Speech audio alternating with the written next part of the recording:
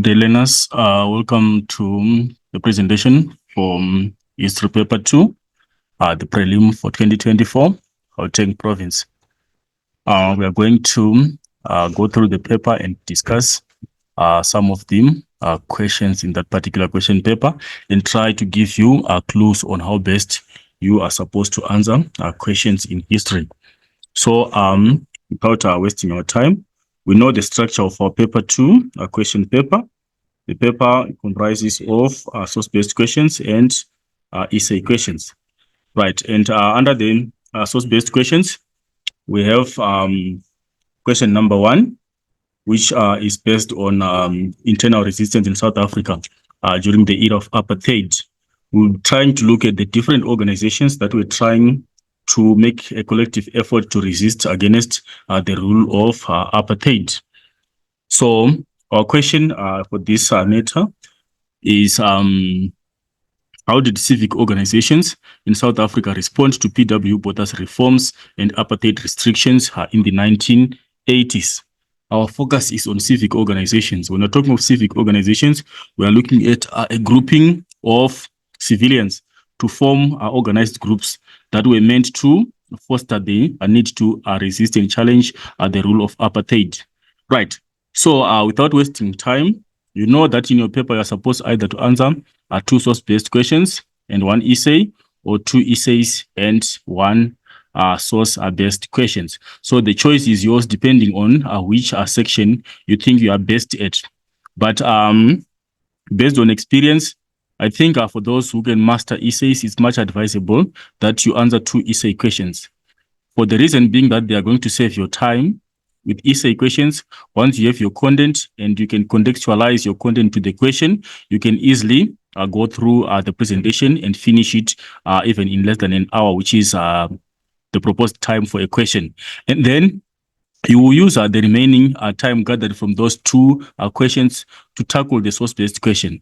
Because in most instances, you tend to find that the source-based question will pose much of a challenge in trying to go to the sources, trying to figure out information, and getting back to answer the question, and also contextualizing the sources to the given question which is posed. So it's to your discretion which question you feel you are better in attempting. Either the source-based question, then it means you'll be answering 2 of them and 1 essay, or if you master essays well, you can opt to answer 2 essays and 1 source-based question.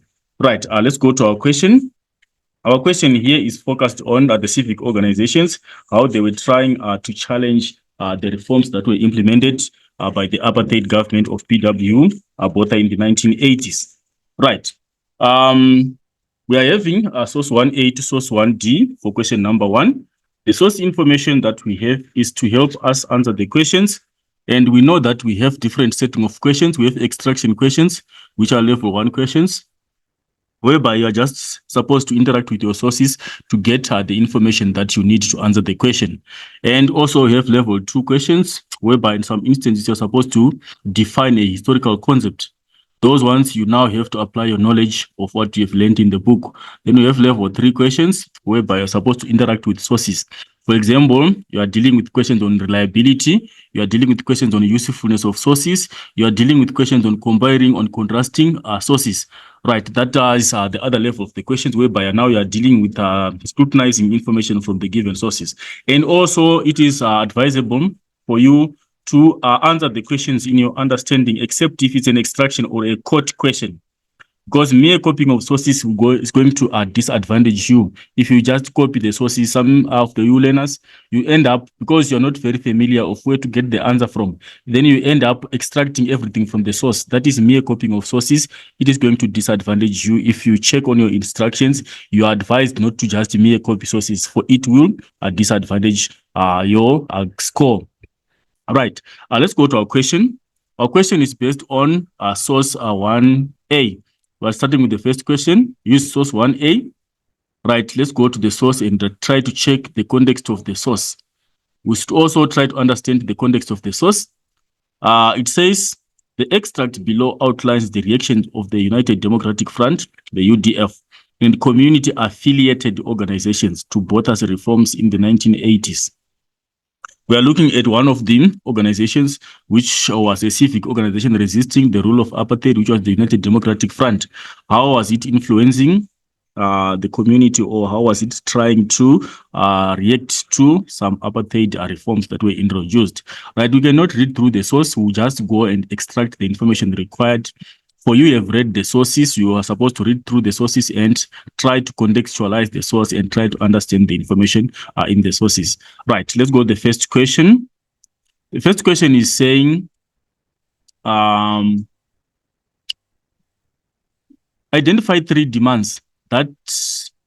any three demands made by the community organizations from the government. This is an extraction question. 3 by 1, you should also pay attention to mark allocation.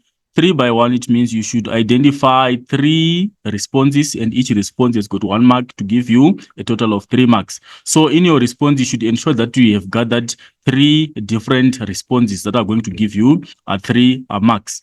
So if you go to our source, you want to identify the demands that were made by the community to the government. Right, we go to our first source, our source 1A. Right, the source, it says, the consumer boycott call came out of a community organizations and grew in 1985, spearheaded or led by the UDF and affiliated organizations. These put forward explicitly or clearly political national demands. We see that is where we get our responses. These put forward explicitly or clearly political national demands. What were the demands that were put by these civic organizations? Right. We tend to find that the first demand is indicated here. Lifting of the state of emergency is one demand. Removing the police and army from townships, it was the other demand that was posed by the civic organizations. And the last one, releasing all political prisoners and detainees. So that qualifies to give a full response to a 3 by 1 question, because we've managed to identify our 3 demands. The first one being that of the lifting of the state of emergency. Then the second one being that of the removal of police and army from townships. And the third one being that of the release of all political prisoners and detainees, which means we have done justice to the first question. We have fully answered it, and we qualify to get the 3 marks allocated for that question. Right, we move on to the next question. Our next question is saying, what form, according to the source, did the consumer boycotts take? What form, according to the source, did the consumer boycotts take? Right, our question is on consumer boycotts here. Right, maybe we can briefly describe what a boycott is. Right, when you are boycotting, we are saying you are refusing to participate in a particular event. You are choosing not to participate in a particular event. So when we're talking of consumer boycotting, we are saying the consumers were choosing not to participate in their consumer right to buy. They chose not to buy specific products from specific suppliers of products. That was a consumer boycott. We are looking at the end users of final goods and services, the customers for the goods and services, the people in the townships who are supposed to be buying basic goods for survival. They are supposed to be acquiring basic services. But when they are boycotting, we are saying they are choosing not to participate in that particular event for given reasons. So when you go to our source, we want to go and check where we can get the context of how they were undertaking the consumer boycotts. We go to our source 1A. Right. We go to our source. It says here, the boycotts took the form of, here, that is where we get our response. What was the form? Not buying from mainly white-owned shops and shops owned by black collaborators with the apartheid regime. That was how the boycotts was structured. Because they were not happy with the apartheid rule, they chose to show their frustration by not buying from the apartheid practitioners, or they chose not to buy from people who were collaborating with further entrenching the apartheid rule. So we tend to see that they were not buying from the white-owned shops, because the whites were the ones perpetrating apartheid racial discrimination, and those who were supporting the whites who were owning businesses, people chose not to buy from them. That was the nature of the boycotts. So in such an attempt, they were trying to show their frustration because of the apartheid rule, and also they were trying to sabotage those businesses. Because without the customer, those businesses won't be able to thrive. They were thriving upon the demands from the black community who were buying their products. Now that they opted not to buy from them, it meant that the business viability was threatened by the fact that the consumers chose not to buy from such businesses. Right. That is the response to our next question number 1.1.2. We move on to the next question, which is question number 1.1.3. Explain the term state of emergency. Right. What is a state of emergency? I will try to briefly explain before we give the actual definition, because this is a concept, the historical concept. You can define it in your own understanding, but as long as you are addressing the basic requirements of the concept. When we are talking of a state of emergency, we are saying we are having a situation in the economy or in the politics of the country which is threatening, or maybe people are defying the authority of the government and are being violent or are destroying infrastructure. The government suspends normal constitutional procedures and gives special authority to the police force and the army to deal with such a situation. That is a state of emergency. We are suspending normal procedures, normal constitutional procedures, because we know if there's a difficult situation, we have to handle it constitutionally according to the constitution of the state. We are supposed to handle every situation according to the guidelines of the constitution. But when we are now in a state of emergency, we are suspending the normal procedures of the constitution, and we are declaring or giving special powers to the police force and the army to deal with such a difficult situation, to handle and to make the situation get back to normal. That is basically a state of emergency. So basically, when I'm defining it here, we can say it's a situation.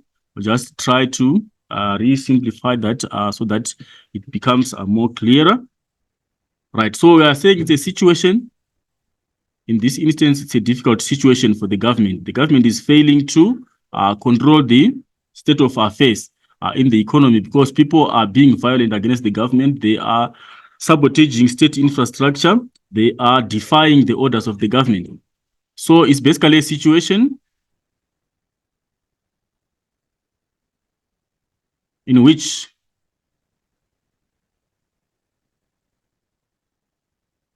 a government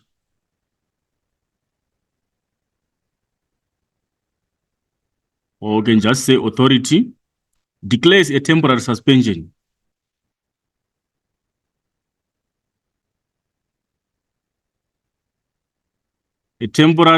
suspension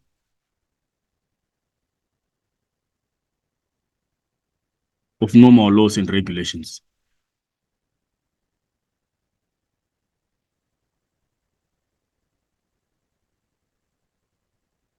Normal laws and regulations to respond to a crisis.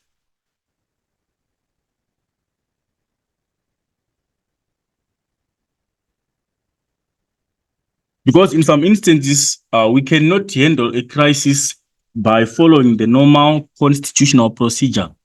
It will take long for us, maybe if people are misbehaving, people are behaving wildly, they are violent against the government. It will take time for us to prosecute such people, bring them to the courts of law, get them sentenced. That is a long procedure, while the violence is ongoing. And the detriment of the violence will be to the cost of the state, while we are trying to follow the normal procedure. So we suspend the normal procedure and we declare a temporary suspension of the normal laws. We are no longer following the laws in that difficult situation. But now we're giving special powers to the police. That will mean in some other way, if the army is given some special powers, they might be given the powers to shoot and kill, or the police, they might be given the authority to shoot and kill, which is not part of the normal procedure, because we want to handle a difficult situation. The situation is out of hand. So we should implement policies which are fast to handle the situation, which can address the problem in hand at the shortest possible time. That is basically a state of emergency. Right, we move on to the next question. what, in your opinion, would have contributed to the infighting between two liberal organizations, the AZAPO and the UDF? Right, we had those two liberal organizations. They were fighting for the rights of the people and fighting against apartheid. But we tend to find that there was some form of infighting between them. They were both black affiliated organizations trying to support black people to fight against apartheid. But if you check on the relationship of the two, they were not having some close relationship, for they had the same purpose. They were supposed to be working together for the same very goal of defeating apartheid, but they were having some infighting. What might have been the reason of the two having some infights? Right, what I can highlight there, the reason for the infighting between the AZAPO, Azanian People's Organization, and the United Democratic Front. Right. We can mention here that number one was ideology.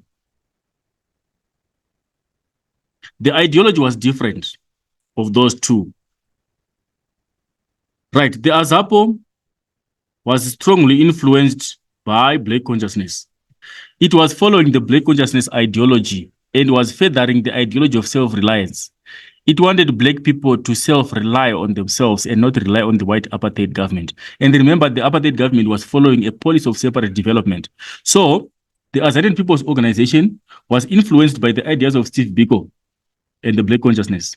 So they were more inclined towards self-reliance of Black people. While the UDF, this one here, the UDF was a coalition of anti-apartheid groups. There were so many activists who were against apartheid who coalited to form the UDF. And because of that difference, they had differences in ideology. Some of the people who were forming the UDF were liberals, people who wanted freedom for the people. And some of them were socialists. They wanted an equitable society. And some of them were nationalists who had strong love for their own South Africa. So because of that one, it got to create some infighting between the two. The UDF's ideology was biased towards liberalism, socialism, and nationalism, while the AZAPO was influenced mainly by Black consciousness ideas and was targeting to attain self-reliance amongst the Black community. So because of the differences in ideology, there was some form of infighting between those two liberal organizations. And also, we can also argue that there was also infiltration by security police. That can be possibly the other reason why those two were having some infights. We can talk of infiltration by security police. Because the police were feeling threatened by the increasing numbers of people who were affiliating themselves to those organizations and the growing strength of those organizations, they tried to filter inside those organizations and destroy them from within. So there was some form of infiltration which was happening within those organizations by the security police, which was the apartheid police. They were trying to split or to try to seed hatred within those organizations so that they won't work together and they will work against each other for the benefit of the apartheid government. So infiltration by the police, by security police, is also another attribution of them rivalry between those two organizations. And also we can talk of competition for funding.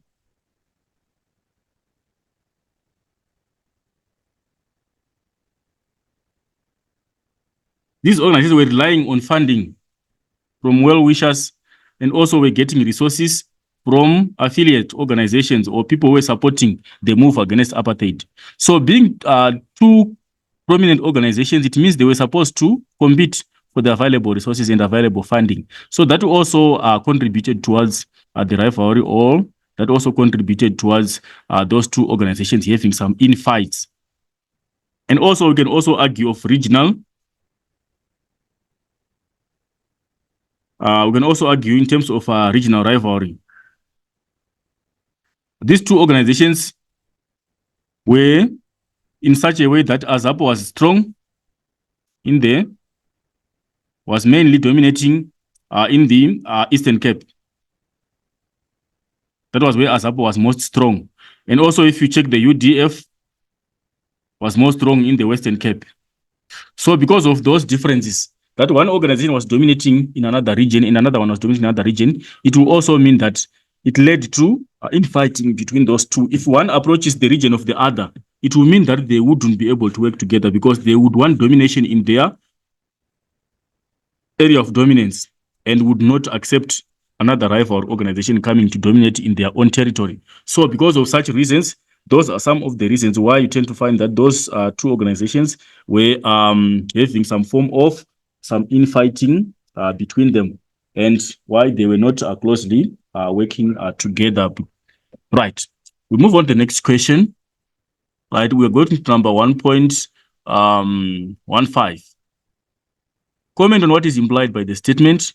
They had to ensure that it took a constructive political direction. It took a constructive political direction. Right, let's refer to that statement from our source. Right. It says here, if you can check here, our statement starts from local community activists and leaders were hesitant about taking boycott action, and this was debated thoroughly. Community organizers felt they could not ignore spontaneous action from their constituents or the voters, but they had to ensure it took a constructive political direction and that organizational strength and depth were improved in the process. That is where we get our statement. They had to ensure it took a constructive political direction and that organizational strength and depth were improved. Right. We are seeing that the will of the people here, the leaders were reluctant to take boycott action. But because of the masses, the voters were willing to participate in the boycott action. So they ended up accepting the decision, but in their acceptance, they wanted to make sure that it took a constructive political direction. What's the implication of that? One implication might be they did not want it to be a violent event. They did not want it to end up being a violent event. It was supposed to end up in a good political image. So, in another way, you can say they wanted the move of boycotting not to end up having violence or not to end up having loss of life for the people. That can be a justified reason or a justified implication of that statement. Or we can say they did not want the organization's image to be tarnished. Remember, the apartheid government was working against those organizations and would do all sorts to tarnish the image of such organizations, to discredit them. So they did not want also their organizations to be tarnished by the apartheid government. So they wanted to do it diplomatically in such a way that it won't cause violence, it won't cause loss of life, and also it won't tarnish the images of their own very organizations. That's basically the implication of such a statement. Right. We move on to the next question, which is based on source 1B. Right. Refer to source 1B. Why, according to the speaker in the source, were many townships aflame? Why, according to the source, according to the speaker in the source, were many townships aflame? Let's go to source 1B and check the context of the source and try to figure out why the speaker was saying many townships were aflame. Right, this article below is a description of the Obed Bapela, a political activist during the apartheid era, of the formation of street committees and people's courts in Alexandra in the 1980s. He gave this testimony during a TRC hearing in October 1996 in Alexandra. Right, so we want to find a reason why many townships were aflame. Right, if we check here, it says the events that led to the Six-Day War started in 1985, around June, I think, when many townships in South Africa were aflame or were fired up. There was a lot of activity and uprising in most of the townships at the time, and the Eastern Cape was leading at that period I'm mentioning. So our response, we find it here. Why were the townships aflame? there was a lot of activity and uprising in most townships at that time. People were uprising against the government, and people were very active against the government. That was why the townships were fired up or were aflame, according to the speaker or in that particular source. Right. Let's move on to the next question. The next question is question number 1.2.2. Right, 1.2.2. Name any two structures mentioned in the source that were inspired by the M plan of the 1950s. The M plan referring to the Mandela plan. We want two structures that were mentioned in the source that were inspired by the M plan. Right. If we go to our source, source 1B, we find that there is information here, right, which talks about the structures. If you can start from here, right, it says, it talks about the M plan here, which is the Mandela plan, which was known in the 1950s. And then people wanted really to begin a process of establishing those structures. The structures were based upon the idea of the M plan, but what were the structures? Structure number one was the street committees. That's number one. Number two, the block committees. And number three, the yard committees. Those were the three structures: the street committees, the block committees, and the yard committees. They were supposed to be established in their own areas in the townships. So those were the three structures that were supposed to be put in place according to the 1950s plan of Nelson Mandela, the M plan. Right. Then move on to the next question. Our next question is explain in your own words how the following boycotts were conducted by activists during the 1980s. Right. We want to start by the rent boycotts. Remember, we talked about the boycott as when people choose not to participate in a particular event. So when we're looking at a rent boycott, we know well that in the townships, the structures where the black workers were staying in, those are flats, the residential flats, the bachelor's residential flats, where the black workers were staying, those were municipality properties. And the workers who were staying in such properties were supposed to be paying rentals at the end of every month. But when they were doing rent boycotts, they apparently refused to pay the rentals to the municipalities. They refused deliberately to pay the rentals to the municipalities. That was the rent boycott. So occupants of municipal owned houses or apartments, they refused to pay rentals. That was a rent boycott. You are liable to pay rentals at the end of the month. You know it. It's a legal requirement of you as a tenant to pay rent. But then you refuse to pay the rent. The property is not yours. It's the municipal property. And you are supposed to pay rent. Then you refuse to pay the rentals. You keep staying in the accommodation but not paying rent. That is a rental boycott. Then consumer boycotts, like what we've mentioned earlier on, the consumers or the customers refused to buy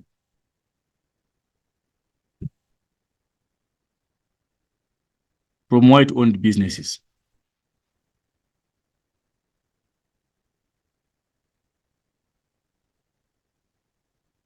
Or from those blacks who were collaborating with apartheid. It was not only from white businesses, but there were also some black people who were collaborating with the apartheid government. So people chose not to buy from those businesses. They chose not to buy anything from such businesses. That was a consumer boycott. Right. So rental boycotts, they refused to pay the rentals that were due for the accommodation that they were staying in.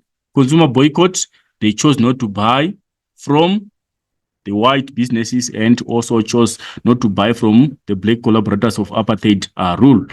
Right. Number 124.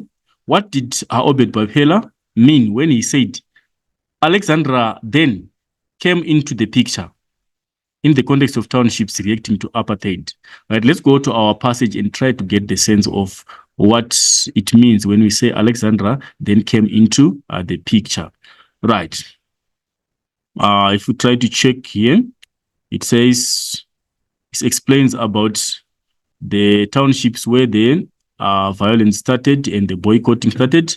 It says, and also in the Transvaal, then Transvaal, the main activity was the start of the rand boycotts in the Vaal, Sebokeng, and Sharpeville townships. And then it spread to Soweto. And then also Alexandra then came into the picture during 1986. And also Alexandra then came into the picture during 1986. We are seeing the trend here. The narrator is narrating how the events unfolded, how the boycott started, and how they spread across other townships, starting from the Transvaal, where they were doing the rent boycotts in the Vaal, townships of Sebokeng, in Sharpeville, and then it spread to Soweto, and all of a sudden, also Alexandra came into the picture. So what's the meaning of Alexandra coming into the picture? It means that from that explanation, from that meaning, out of the source extraction, we can also see that people in Alexandra, they also joined in the boycotts. That is what we are saying. Alexandra then came into the picture. People in Alexandra also got involved in the boycotts. Or Alexandra residents, they also joined the activities that were happening in other townships, which is the boycotting. So when we are saying Alexandra came into the picture, we are saying it also became part of the revolutionary process of boycotting. It was not involved. It was in the Transvaal. Then in the Transvaal, it was in the region of Vaal, then Sebokeng and Sharpeville, and then it went to Soweto. But after it went to Soweto, around 1986, Alexandra came into the picture, which meant the activities, they got to spread to Alexandra. Or Alexandra also became actively involved in the boycott process. Or people in Alexandra joined the activities that were happening in the other townships. They implemented them in Alexandra, which means Alexandra was also part of the participating townships in the boycotts. That's actually the translation of that particular statement. Right, we move on to the next question. Right, our next question, we check is a number 1. We did number 1.2.4. We are going to 1.2.5. Why would you regard the source reliable to a historian studying activities of civic organizations against the apartheid government in the 1980s? Reliability of a source. When we're talking of reliability of a source, we are saying, is this the truth of what happened? When we're talking of reliability, we are checking on the truthfulness. Is this the actual thing that happened during that particular time? So what can we check on here? Right. If we go to our source to check on reliability, let's check the context of our source and try to figure out if it's reliable. This article below is the description of Obed Wapela, who was a political activist during the apartheid era, of the information of street committees and the people's courts in Alexandra in the 1980s. So this source is reliable because it's coming from a political activist who was there during the apartheid era. He's a political activist. He's narrating stories of that thing that happened during the time of apartheid era. And being a political activist, we give credit to the source. Is someone who is interested in the politics of the country, someone who is following political events. So we can safely rely that this information is reliable because it's coming from a political activist, someone who is within the field of politics and who was ultimately there during the events of the 1980s, where the committees were set and where the people's courts in Alexandra were put in place in 1980. That is one form of reliability that we can rely on. Right. And also, if we check, we are looking at reliability of the source. Right. The source can be reliable because it actually gives us the actual names of the townships where consumer boycotts were happening. If you check our source here, it's telling us that the boycotts started from the Transvaal,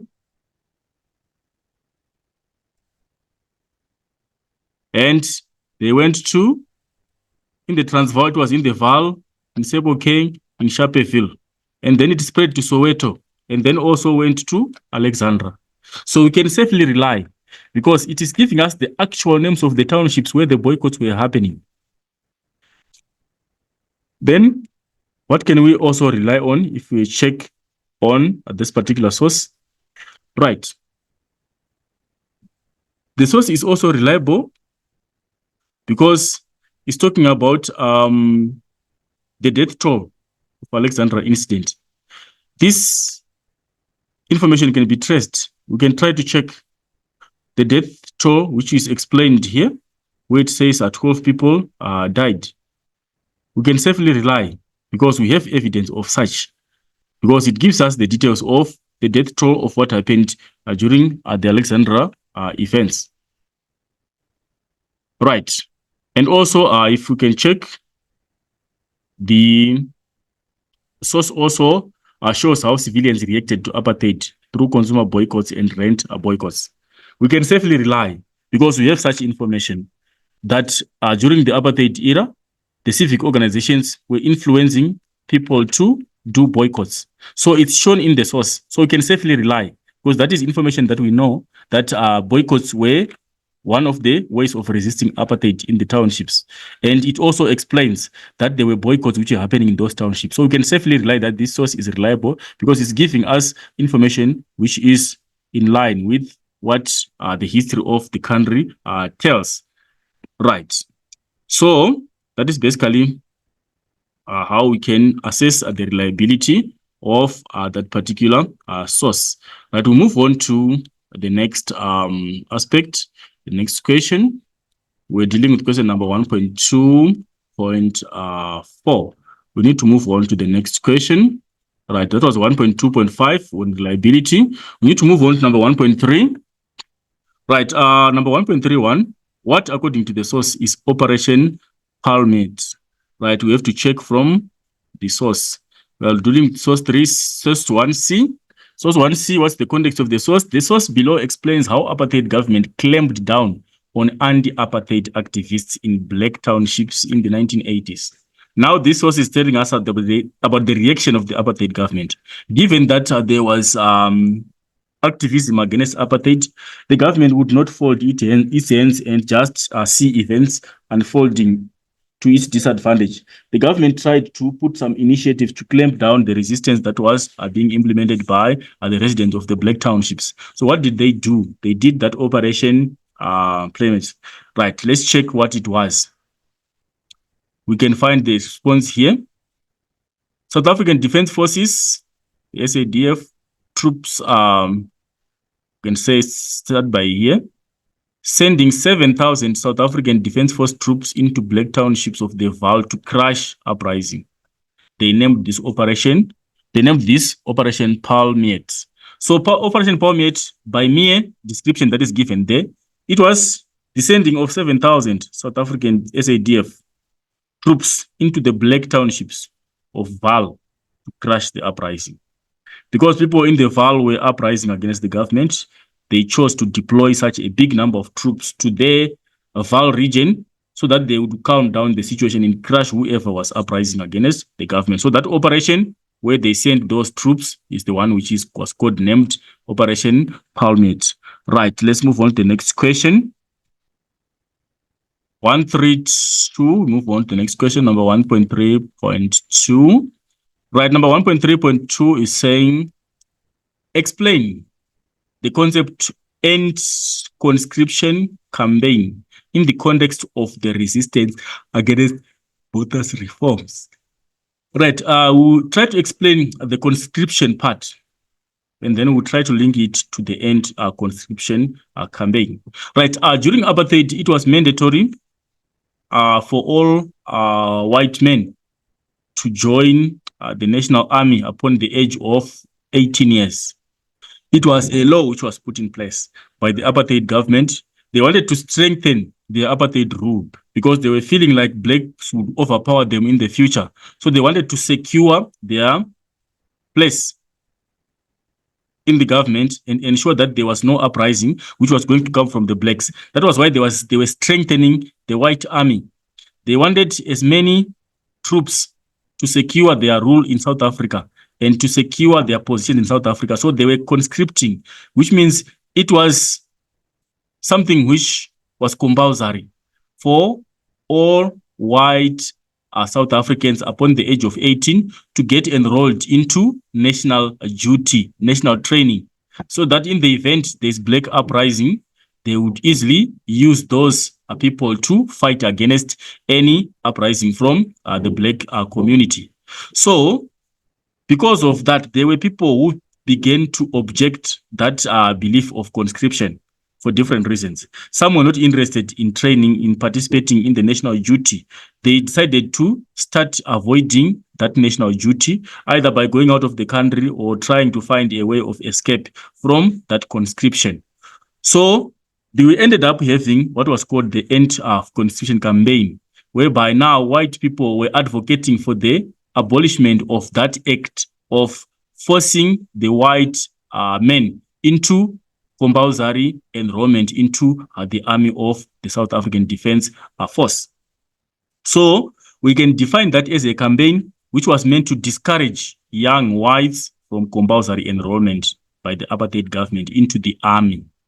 And conscription. Conscription was compulsory enrollment into the army. So the End Conscription campaign, it was basically a campaign which was meant to discourage young whites from compulsory enrollment by the apartheid government into the army.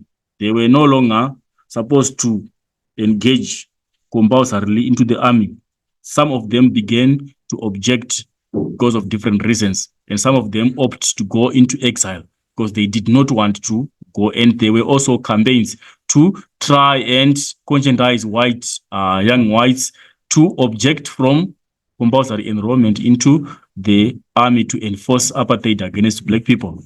Right, we move to the next question. Number 1.33, quote evidence from the source which suggests that during the Transvaal's biggest stay away, the national leaders of the UDF could not meet. We want evidence that during the biggest stay away, national leaders of the UDF could not meet. Right, we go to our source. This is an extraction question. We don't need to worry. We just have to find where the response is. Right. We are going to source 1C. Source 1C here. Right, it says our response, we find it here. The UDF national leadership was in disarray, which means disorder at the time, either in detention or in hiding, and thus unable to meet. So our information is this what we require. The national leadership was in disarray, which means they were in disorder at the time. And how were they in disorder? Either they were in detention or they were in hiding. So it meant that they could not meet. If you are in detention, you cannot freely move and do what you want. You cannot freely meet people because you are under the dictation of the authority. So they were under detention or they were in hiding, fearing for their lives. They were staying in hiding, they were operating underground. So you could not meet. So that is where we get our response for that particular question. Then we move on to the next question. Right, our next question is question number 1.3.4. Explain what is implied by the statement, the Transvaal stay away showed the power of mass action, but did not stop repression in the context of the process actions in the 1980s. Right, this statement here, the implication of this statement, we need to analyze it in two different ways. We have to split it in two so that we can be able to analyze it clearly. It says the Transvaal's stay away showed the power of mass action, but did not stop the repression. That is where we should get a clue of how to analyze that statement there. We want to analyze the power of mass action. When we're talking of mass action, we are looking at collective effort by a big group of people. Black people got to agree with each other to make a collective effort to fight against apartheid. And they were doing that in masses, which means they were doing that in very big numbers. So that stay away, it made an impact on the government. They felt that black people, if they are united, they would win this battle against apartheid. And what did they do in response? They did not stop repression. Repression, we are saying, they did not stop. They did not stop exerting people to, or did not stop denying people to exercise their right. They still oppressed and repressed people not to show their discontent with the system. So if we try to combine those two, we can see that on the side of mass action, we can say the government felt the implication of black people taking collective action. Yes. Against apartheid. So the government actually felt the implication of black people taking collective action against apartheid. But however, the measures were put in place to crush the defiance. That is on the repression side. They put measures in place, even though the black people were fighting in large numbers. The government still put measures in place to crush the uprising. That's the implication of that particular statement. Right? Moving on to the next question, number 135. It says, using the information in the source and your own knowledge, explain how black communities justified killing other black community members. Right? We're saying it was violence on black to black. Black people ended up killing other fellow black people and they were justifying it. What was the reason for such? Right. Based on the information that we have from the previous discussion of the boycotts, we are seeing black people boycotting other black people's businesses. And that would not just end like that. It would even end up in a bloodshed. Because if you are choosing to boycott your fellow black person's business, what was the reason behind? We had people who were collaborating with apartheid government. And mainly those who were in authority, like, for example, the black councillors in the townships. Most of them were known to collaborate with the white apartheid government. They were working on behalf of the white apartheid government. Some were even spies amongst the black community. So those people who were working against their own fellow blacks were justifiably supposed to be killed by their own very black people because of their actions to support apartheid. They were justifying what was wrong. So the implication is that if those people were killed, it was justified. They were supposed to die for the reason that they were fighting against the will of the majority of the black people, or they were not recognizing the essence of black people attaining their independence in their own country. So that was justified for that sake, that the people were fighting against their own fellow black people by working on behalf of the apartheid government. Or we can say they were entrenching suppression. If you are working for the suppressor, it means you are further entrenching suppression of the fellow black people. So it was justified for those people to be killed. Right, we move on to the next question. How many people, according to the source, did the SADF kill in Botswana? Right, that is number 136. The South African Defense Forces, how many people did they kill in Botswana? We find the information here. Right, on June 14, the SADF attacked the homes of people in exile in Botswana, killing 12 people. So our response there is clear. The number of people is 12 people who were killed in Botswana. It's an extraction question. Right, we move on to the next question. We are done with the source 1C. We got source 1D. Why do you think this poster was created? Let's go to the poster and see the context of the poster and try to figure the reasons as to why. Right. If you check this source here, the first evidence that you should check for the context of the source. What is the source about? The poster below was created by the United Democratic Front, which is the UDF. It is about the demands made by the civic organizations on the apartheid government. So you already have your response here. Why was it created? Why was that poster created? From the context of the source, you have got the reason of why the poster was created here. It was created to show the demands that were made by to show the demands that were made by the civic organizations on the apartheid government.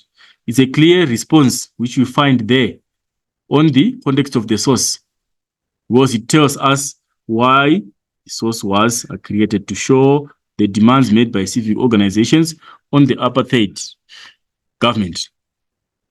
Right. And what else can we talk about besides showing the demands by civic organizations to the apartheid government? It was also meant to expose the injustices of apartheid, because it says here fewer guns. We demand fewer guns, which means they were exposing the bad side of apartheid, that they were repressing people using the guns. They were killing people. So they were exposing the white apartheid government by the statement that we demand fewer guns. And also they were exposing that the white apartheid government was not fairly paying the workers. We demand higher wages. Fewer guns, we demand higher wages. So it was some form of exposition of the apartheid government. That is what we will see on the poster there. And also, it's talking about UDF support the consumer boycott. Is another reason why the poster was created, to garner support for the consumer boycott. They wanted as many people to participate in the boycott, to do the consumer boycott, to refuse buying from the white-owned businesses. So this poster was meant to influence people to support the consumer boycott. So we can figure out that those are some of the reasons. They were exposing the white apartheid government by the statement that we demand fewer guns and higher wages. And also they wanted to garner support on the consumer boycott. And overall, they wanted to expose the demands of the civic organizations against the apartheid government. So we can safely say those are our responses for that particular question. I'll move on to the next question. We have been dealing with question number 1. That was 1.4.1. And that is a 2-by-2 question. You should give 2 different responses. What evidence from the source indicates that the poster appeals to the following, to the government? What evidence do we have that this poster is appealing to the government and to ordinary citizens? What is the message to the government? What is the message to the government? It exposes that the government was militant by the statement that we want fewer guns. It is actually exposing the government that the government was a militant government. It was using violence against its own people, was using violence to repress their own people through the usage of the gun. So people were now demanding fewer of the guns. We want fewer guns. We demand fewer guns, which means the government was being reminded that it was a militant government which was using repression upon its own people. So people were now demanding that, no, the government should no longer be using militant methods of governance. And also on the citizens, what is the message? The message there is that it was calling for public support. Public support for consumer boycott.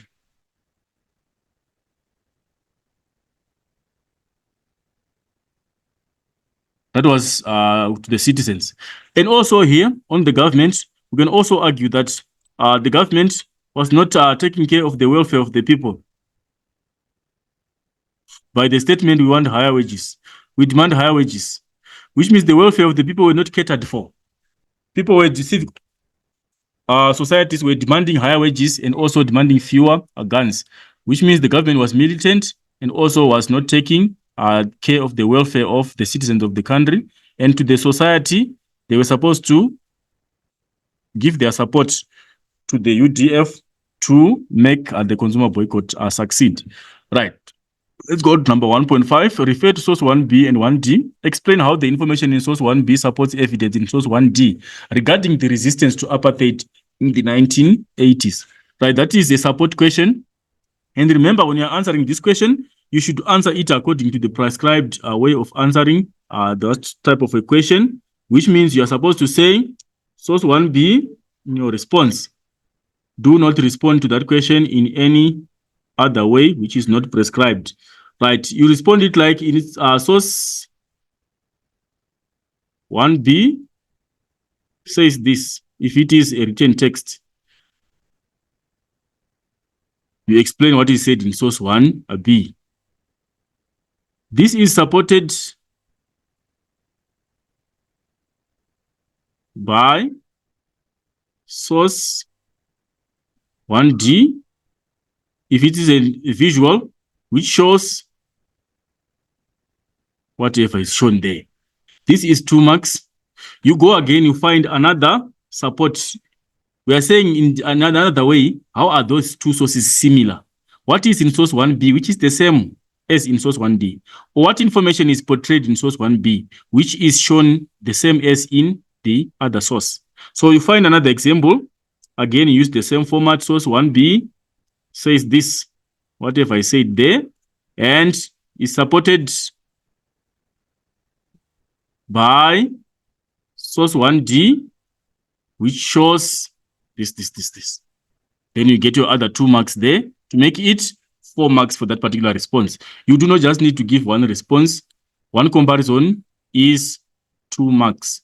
So you need to give 2 different responses that are going to give you a total number of 4 marks commensurate to that particular question. Right. So what you need to do here, we'll find information in source 1B, and you link the information to source 1D as in that manner. So what you can do there, you can say source 1B, for example, here, we'll just give you as an example. So I've given you the format of how I present the information. Right. I'll just give you what is in source 1B, which is also in source 1D. Right. Source 1B, if you can check there, what is portrayed in source 1B, which is also in source 1D. Right. If we check source 1B,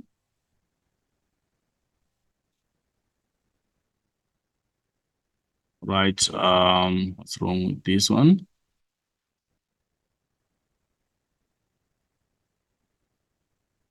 Right, we can check 1B and try to compare it with 1D. Right, 1B here, if you check 1B, it has information about boycotts. It's talking about the boycotts. Source 1B is talking about the boycotts. It's talking about the boycotts which were happening in the townships in source 1B. And how is it supported by source 1C? Source 1C is showing a calling for consumer boycott support. So those two are supporting each other, because this one is talking about the townships being engaged in boycotts, in consumer boycotts. And if you find again in the other source, they are calling for support for consumer boycotts. So boycotts is being shown in both of the 2 sources. So the 2 sources are supporting each other by giving us information on the boycotts. So source 1C talks about consumer boycotts in the townships, and which is supported by source 1C, which shows a call for boycott support. So you use the format to compare. Again, you find another comparison in source 1B. You can talk of the shooting that occurred. There's an explanation of the shooting that occurred in source 1B at shops in 3rd Avenue and London Street. It's shown there that there was shooting which happened. And how is it that supported? The effect of shooting is supported by source 1C, where the civics demand fewer guns. In 1C, the civics are demanding fewer guns. They are supporting each other. The fact that there was shooting taking place, these are guns being used to shoot the people. And in source 1C, people are demanding fewer guns, which shows that it's a concern to them, having their people being shot. And again, you can find another comparison in source 1B. If you check, it talks about the media skills and pamphlets. Those were the methods of distributing information to the people to make people aware of the activities that were happening in the civic organizations. And it is also supported by the poster on source 1B. Source 1C is the poster.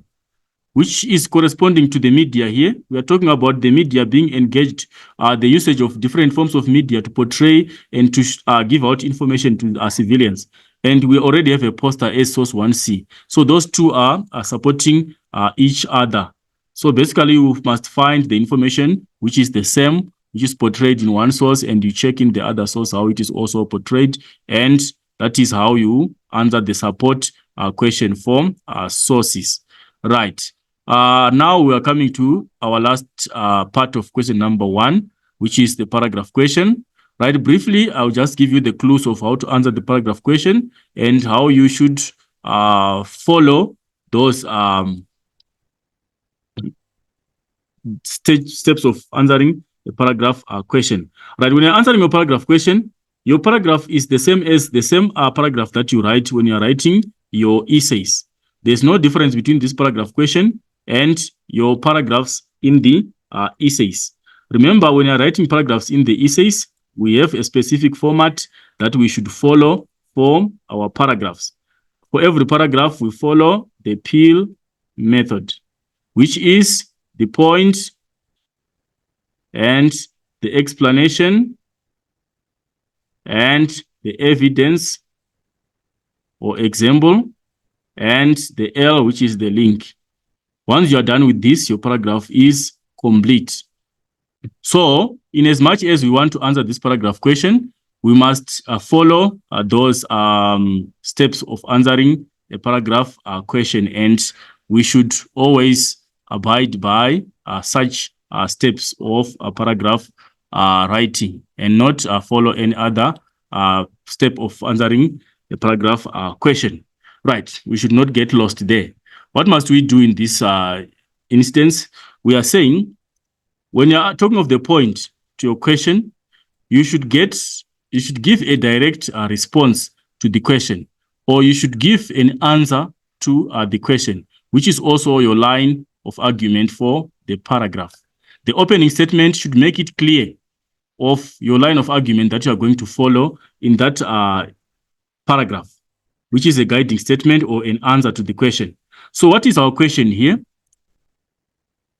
Using relevant information from the sources and your own knowledge, write a paragraph of about 8 lines explaining how civic organizations in South Africa responded to both reforms and apartheid restrictions. How did they respond? That is the question. You are supposed to explain how they responded to the reforms. So, in your explanation, you should give a statement which addresses how the civic organization how responded, depending on your understanding and with the evidence that you have. You can say they responded bravely, or the civic organizations, they were responding diplomatically to the responses to PW borders reforms and apartheid restrictions. How did they respond to that?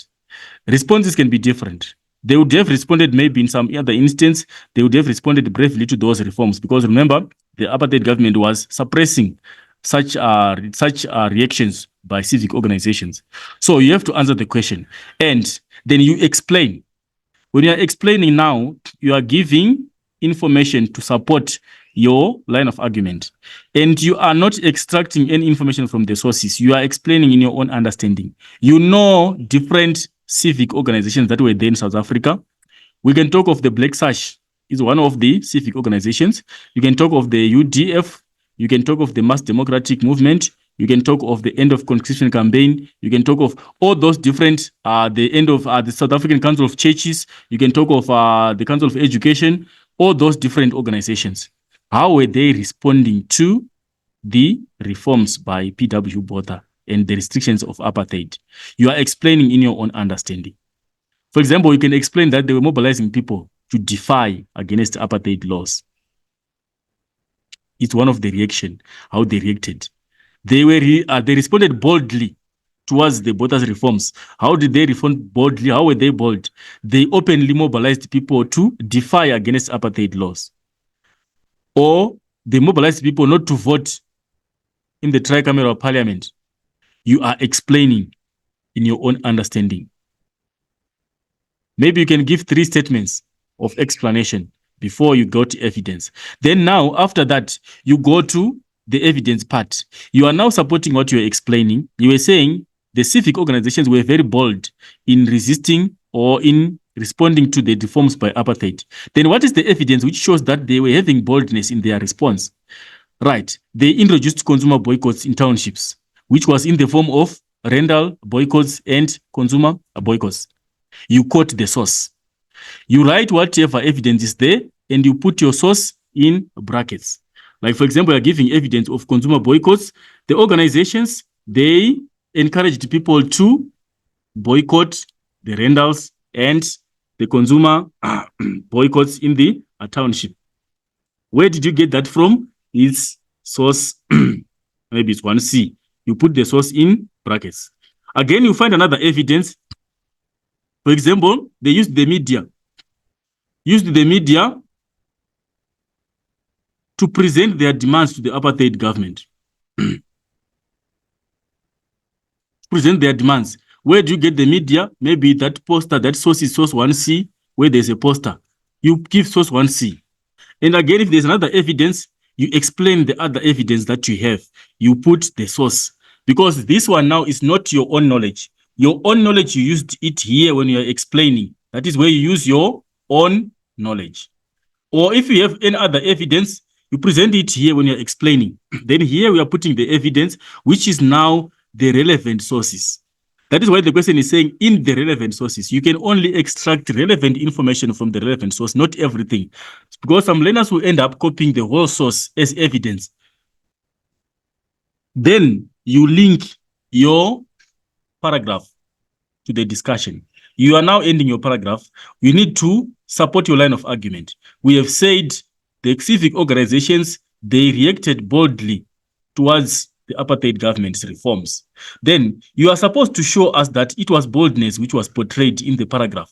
Because if they were openly mobilizing people to resist or to defy against apartheid, it shows that they were very brave against apartheid. Or if they were using the media to show their demands to the government, it shows that they were very brave.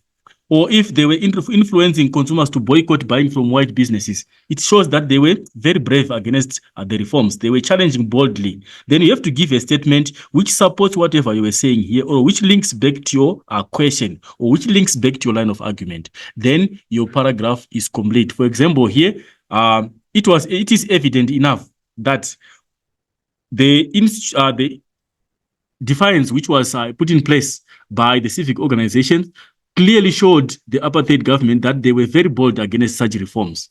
It's a linking statement to end your paragraph and to refer back to the question, which is now the L part of your appeal, which is the linking statement of your paragraph. Then your paragraph becomes complete, and that will qualify to be a level 3 paragraph that will can give you from 6 to 8 marks. Because without that, if you just give evidence, it's mere copying of sources, and there's no understanding of how the civic organizations reacted to the reforms. You can get a level 1, which is from 0 to 2 marks.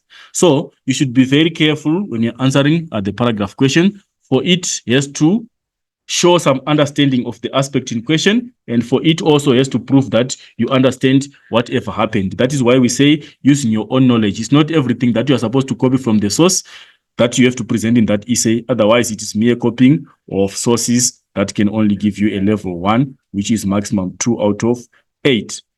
And the moment you lose 6 marks out of 50, you are costing yourself getting a poor score at the end of the paper. Right. We are done with the first question. We will quickly go to the question number 2. We won't spend much time on question number 2. We'll just be trying to figure out how to answer the questions and the possible responses to the questions. Right, we'll start with question number 2. Is based on the Truth and Reconciliation Commission. Right. The question is says, how did the Truth and Reconciliation Commission, or TRC, deal with the case of the Thundereduc 4? Right. We are referring to source 2A to source 2D.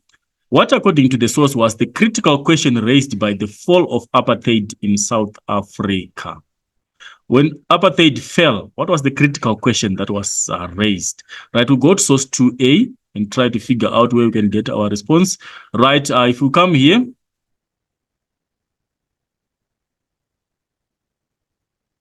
Right. Source 2A.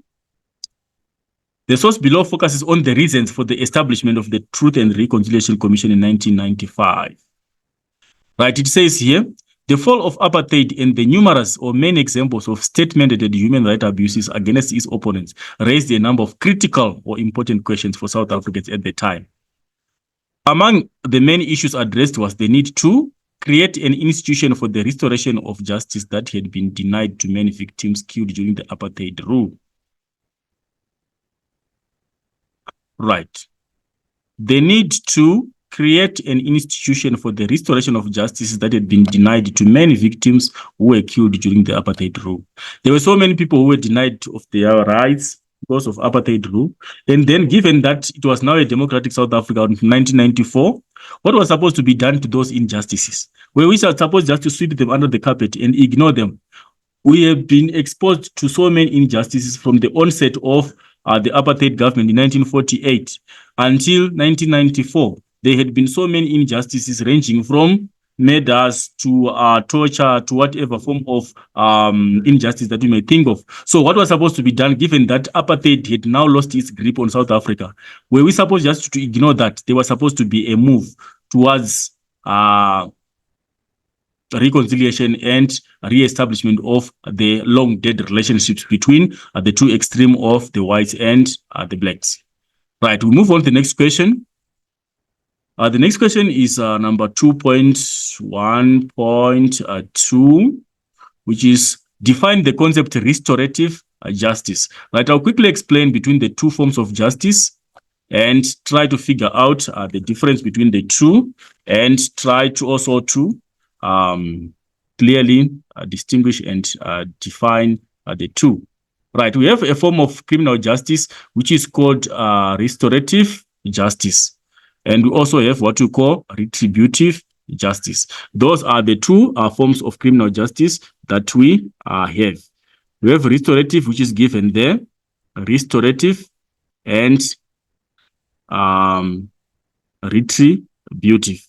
Right. So our question is based on restorative justice, given the situation that we have there. Right. So we're not talking of restorative justice. We are saying this is a form of criminal justice that focuses on rehabilitation of the offenders. When we are doing restorative justice, we are not focusing on punishing people who committed crimes. We do not want to punish them, but we want to rehabilitate them back into society. We want to accept them as they are, and we want to incorporate them in the current society and get them accepted by the society. We are not focusing on punishing them. That is restorative justice. We want to restore the old relationship that had died because of the criminal event. We want to restore the confidence of the person back into society so that they don't feel rejected by the society. That is a restorative justice. It focuses on the rehabilitation of the offenders. We want to rehabilitate them and get them back to society. Then we have the opposite, which is retributive. When we're talking of retributive justice, this is now a form of criminal justice which focuses on punishing the offenders. It's the opposite, retributive. This one. This one now deals with punishment of offenders.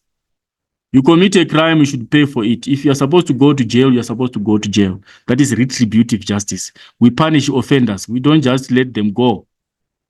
They have to pay for the crimes that they committed. So these are the two forms of criminal justice that we talk about. Restorative is rehabilitation. We are taking the offenders back into society. We are not punishing them. But retributive, we punish the offenders. They should pay for the crimes that they committed. Right, those are the two forms of justices. Right, we move on to the next question. Why do you think the TRC not focus on punishment and prosecution of the perpetrators of human rights? Why was the TRC established with the mandate of fostering reconciliation and not punishing people who were abusing human rights for the war apartheid era? Right. The reason was that to create a smooth transition to democracy. That can be one reason. We wanted a smooth transition from apartheid to democracy. So we're supposed to reconcile so that we have a smooth change from the old rule to the new rule. Otherwise, it was going to be an eye for an eye. If we're supposed to punish back those who were committing crimes, it means the war was going to continue, or the hatred between the two extreme ends was going to continue.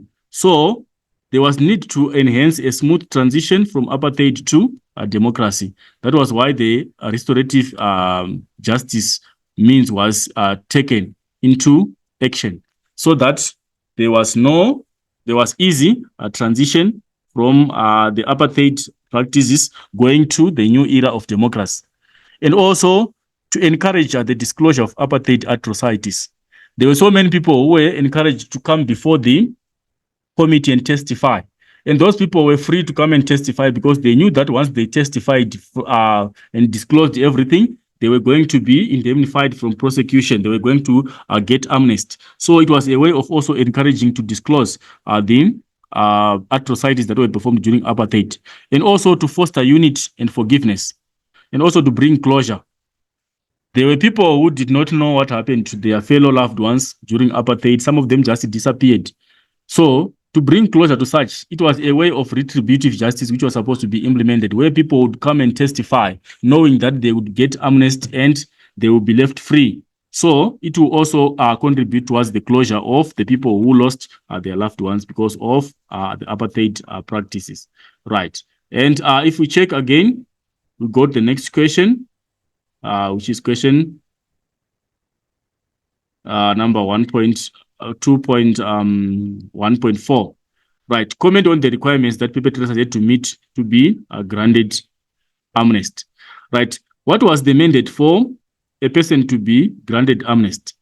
You're supposed to fully disclose the crime.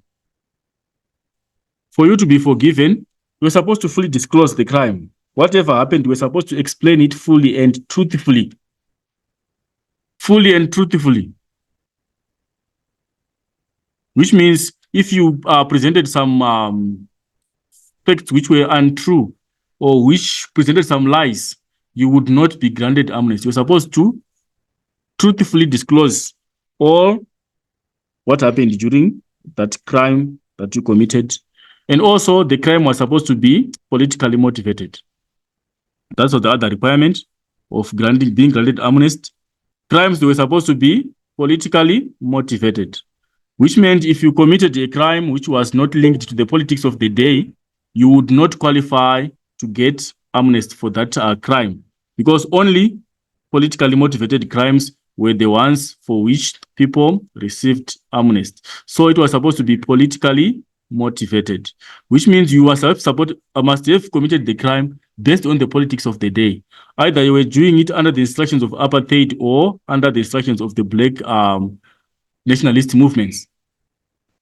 And also, there was supposed to be the fact that was supposed to be in proportion. The crime was supposed to be in proportion. What are we saying here? We are saying the crime should be within reasonable, justified reasonable extents. It was supposed to be justified. It was supposed to be, supposed to have committed a crime which is within justifiable limits, and not crimes which are out of proportion. So those are some of the requirements for the granting of amnesty by the Amnesty Committee of the TRC. Right, identify from the source any 3 apartheid activists that were murdered by the security police. This is an extraction question.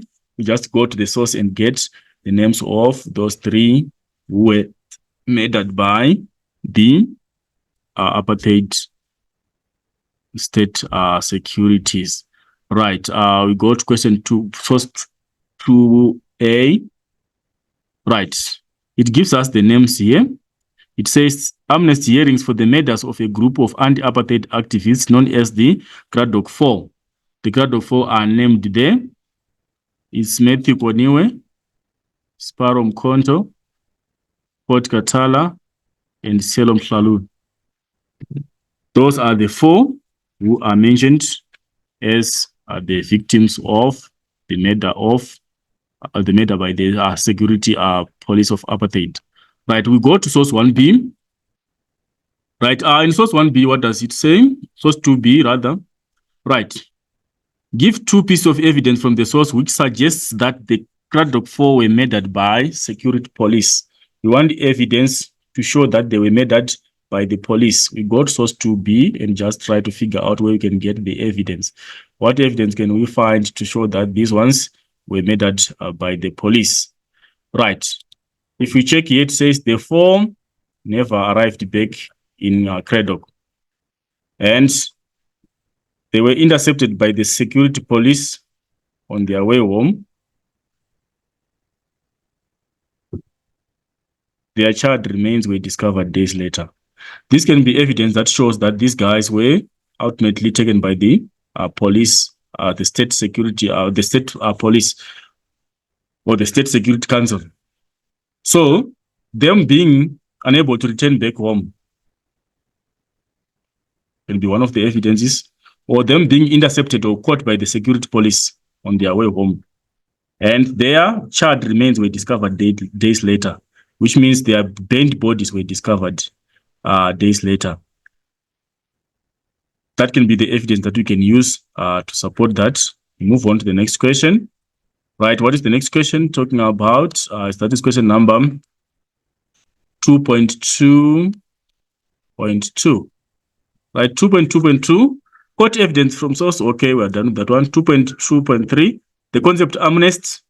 We want to define the concept amnesty. Or 2.2.1. No, we're done with 2.2.1. Quote evidence 2.2. 2.3. 2.22. Quote evidence from the source which indicates that the apartheid security police applied for amnesty. That is the next question, 2.22. What evidence which shows that they applied for amnesty? We want to find evidence which shows that they applied for amnesty. We have a statement there which says then beyond recognition, fixed to it. Right, it says here, the identities of the killers began to emerge at 2 inquests or investigations, including later when they applied for amnesty to the TRC. This is where we get the evidence, where we get the response. Including later when they applied for amnesty to the Truth and Reconciliation Commission. The evidence began to emerge after investigations, and also including when they applied for amnesty. So there's evidence that they applied for amnesty from the TRC from that statement. We move to the next question, number 2.2.3. 2.2.3. What is it saying? Question 2.2.3. Explain the concept amnesty. This is a historical concept. We have briefly explained it before. When we're talking of amnesty, we are looking at indemnity from prosecution, which was granted by the TRC for those who committed crimes that were politically motivated. So you would not be prosecuted for those crimes if you have applied for amnesty. And upon full disclosure, and also upon proving that the crime was politically motivated, you would get indemnity against a prosecution for the crimes that you committed. That is amnesty, right? Or it's a pardon or forgiveness for crimes that were committed during apartheid, which were politically motivated. If you are pardoned, it means you're no longer liable to prosecution or going to the jail because of that crime. You have been forgiven officially because you have disclosed and you have shown that the crime was based on the political intention that was the order of the politics of the day. Right, number 2.2, for using information in the source and your own knowledge, explain why you think the second inquest was approved to investigate the Cradock 4 murder case. Right, using the information in the source, let's go to the source and try to find out why was the second inquest approved. Right, former President de Klerk, under pressure from media groups, the Black Sash and the families, following the new national's publication of the top secret military signal instruction, was compelled or forced to authorize the second inquest. So we find our answer here. It was because there was pressure from media groups the Black Sash and the families,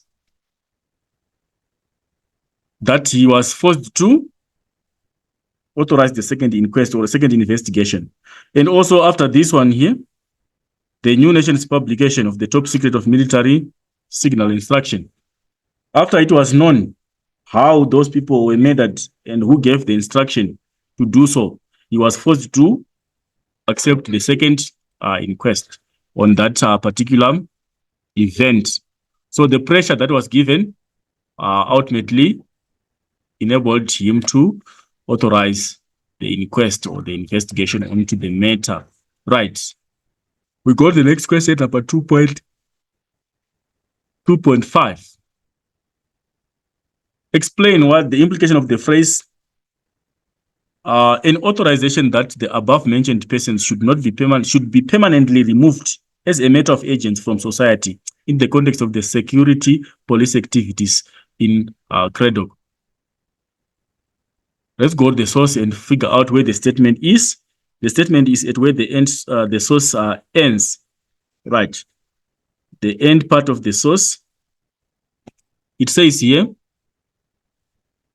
the leaked military signal on instruction written in Afrikaans translated to an authorization that the above mentioned persons should be permanently removed as a matter of agents from society.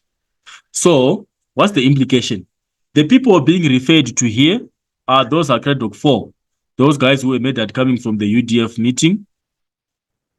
They were figured out to be potential threats to the apartheid government because of their activities. And the government had authorized the securities to eliminate them from society because they were fearing that their influence was going to worsen the resistance against apartheid.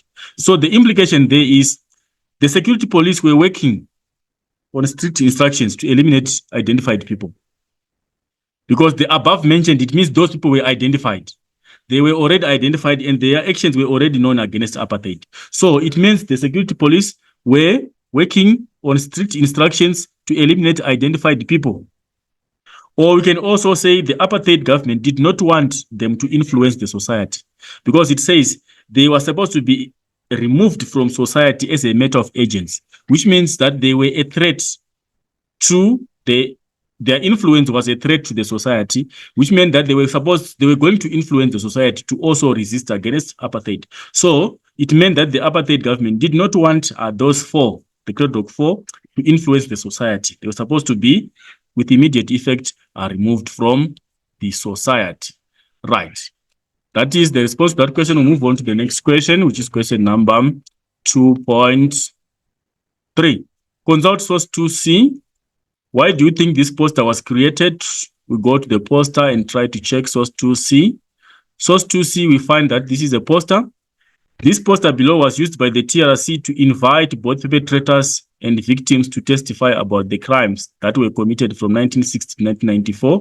It says the truth hurts, but silence kills. Let's speak out to each other by telling the truth, by telling our stories of the past, so that we can walk the road to reconciliation together. So the reason for this poster, you find it here. It was used to invite perpetrators and victims to testify about the crimes that were committed. It's one reason. From the context of the source, you already have an answer there. That is one reason why that poster was created, to invite both perpetrators and the victims to testify about the crimes that were committed from 1960s to 1994. And also, it was created to encourage the disclosure of crimes. There were hidden crimes that were committed during apartheid that needed to be disclosed. So it was meant to encourage people to disclose or to testify. Or also, we can say the poster was created to encourage unity or healing or closure, because it says the truth hurts, but silence kills.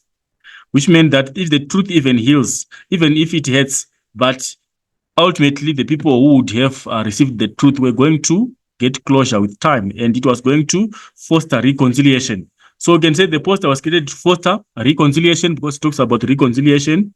There's reconciliation. It was meant to foster reconciliation or to encourage people to disclose the truth to encourage people to come before the TRC to disclose and to testify their stories, or for reconciliation to happen.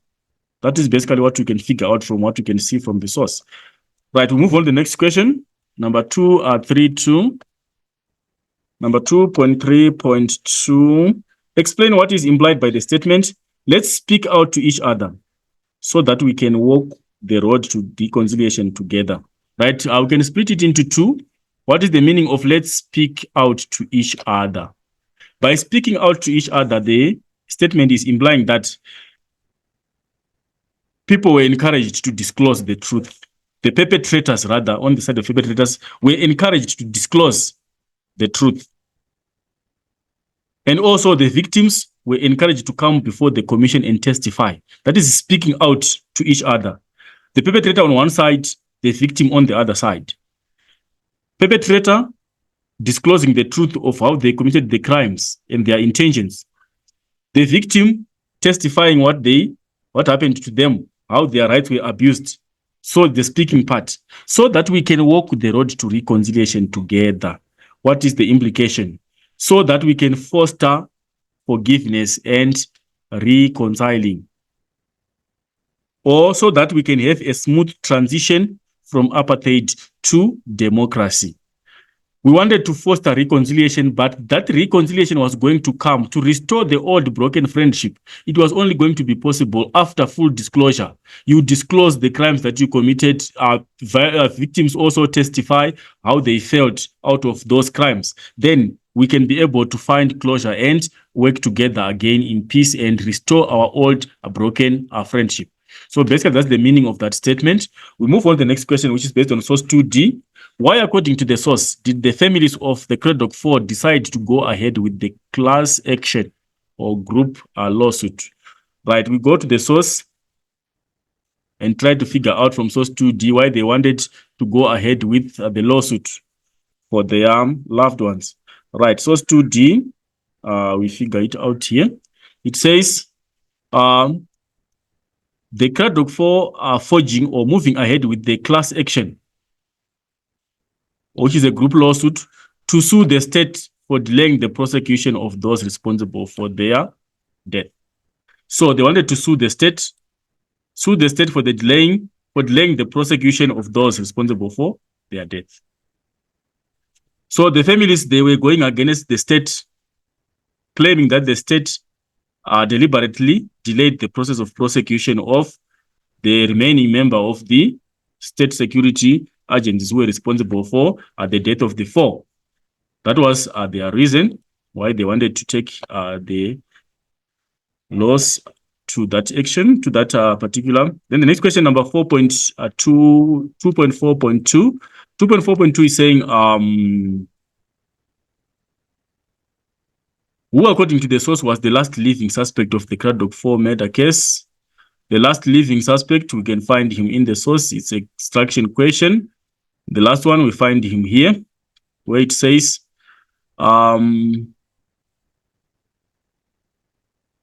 their family recently met lawyers to pave a way forward in their pursuit or search for justice in the murder of their loved ones after the death of Hermanus Barent du Plessis, the last living suspect of the murder case. So this is the last living suspect, Hermanus Barent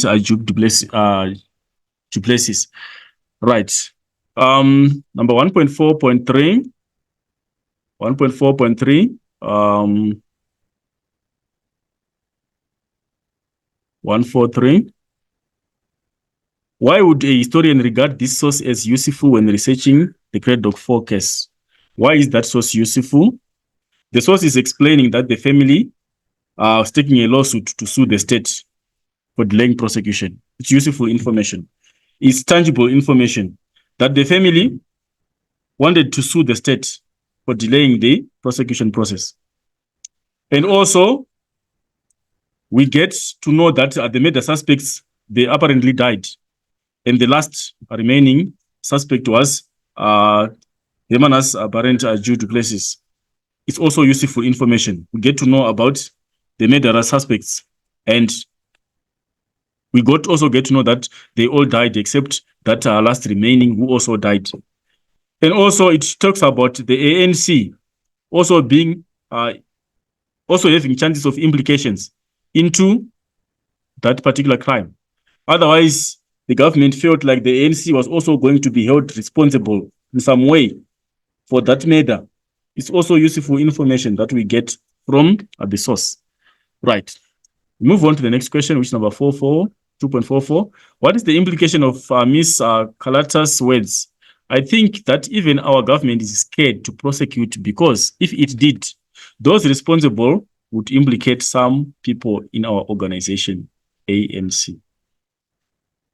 The meaning of that is just simple. It means maybe the ANC might be having a role that it played towards that particular matter. It might be possible. And hence, they were delaying the process of prosecution. Or hence, they were fearing exposure. So it means the ANC might be having a role played, that it played, or might be having a hand in that particular murder case. And it feared being exposed, or it feared that it might be implicated in such stories of the murder. Then number 2.5, refer to sources 2C and source 2D. Explain how the information in source 2 differs from the evidence in source 2D. This is a differing question. It's a contrast question. We are looking at differences. What is in this source which is differently portrayed in the other source? That is a matter of differences. So we are saying we are comparing source 2C versus source 2D. We use the same format again, the one that we use for support. Source 2C says this, and this contrasts with source 2D, which says this. Or source 2C states this, which is different from what source 2D says, which is this. Or this differs from source 2D, which says this. That is how we differentiate the sources. We use the same format. So what are the differences? I'll just try to highlight some of the differences there. Right, if you check source 2C, they are encouraging reconciliation.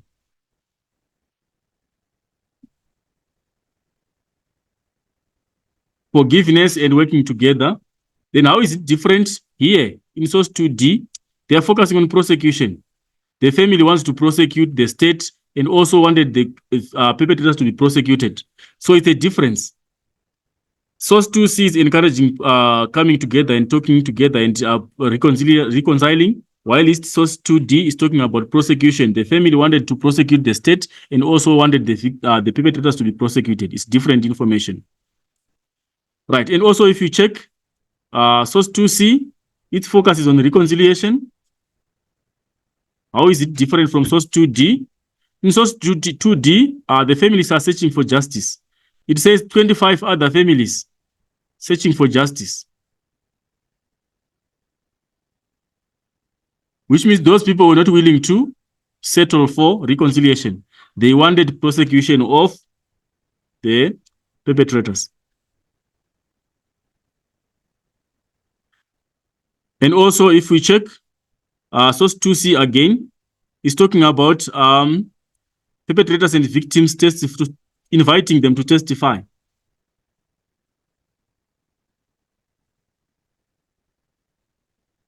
Perpetrators and victims were supposed to come and talk according to source 2C, but how is it different from source 2D? Source 2D is talking about the state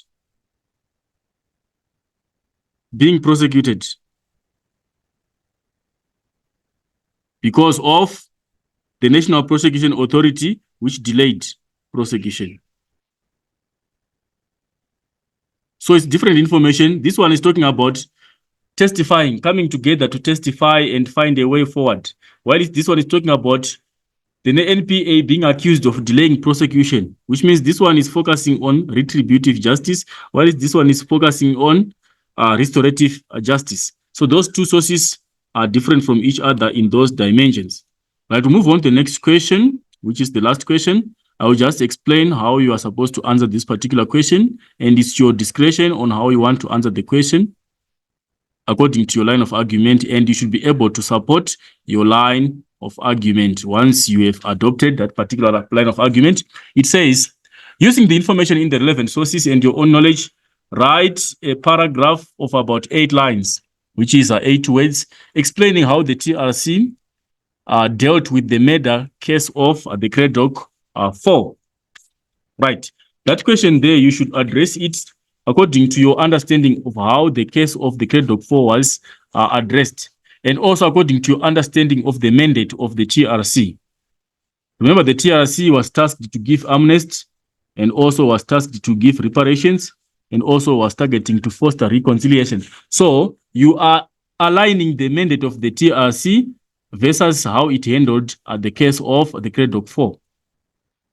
So in your opening statement, it depends with how. If you say the TRC dealt with the case effectively, it means you must be able to support it. Or if you are saying it dealt with the case professionally, which means it was aligning its mandate to the way it handled the issue.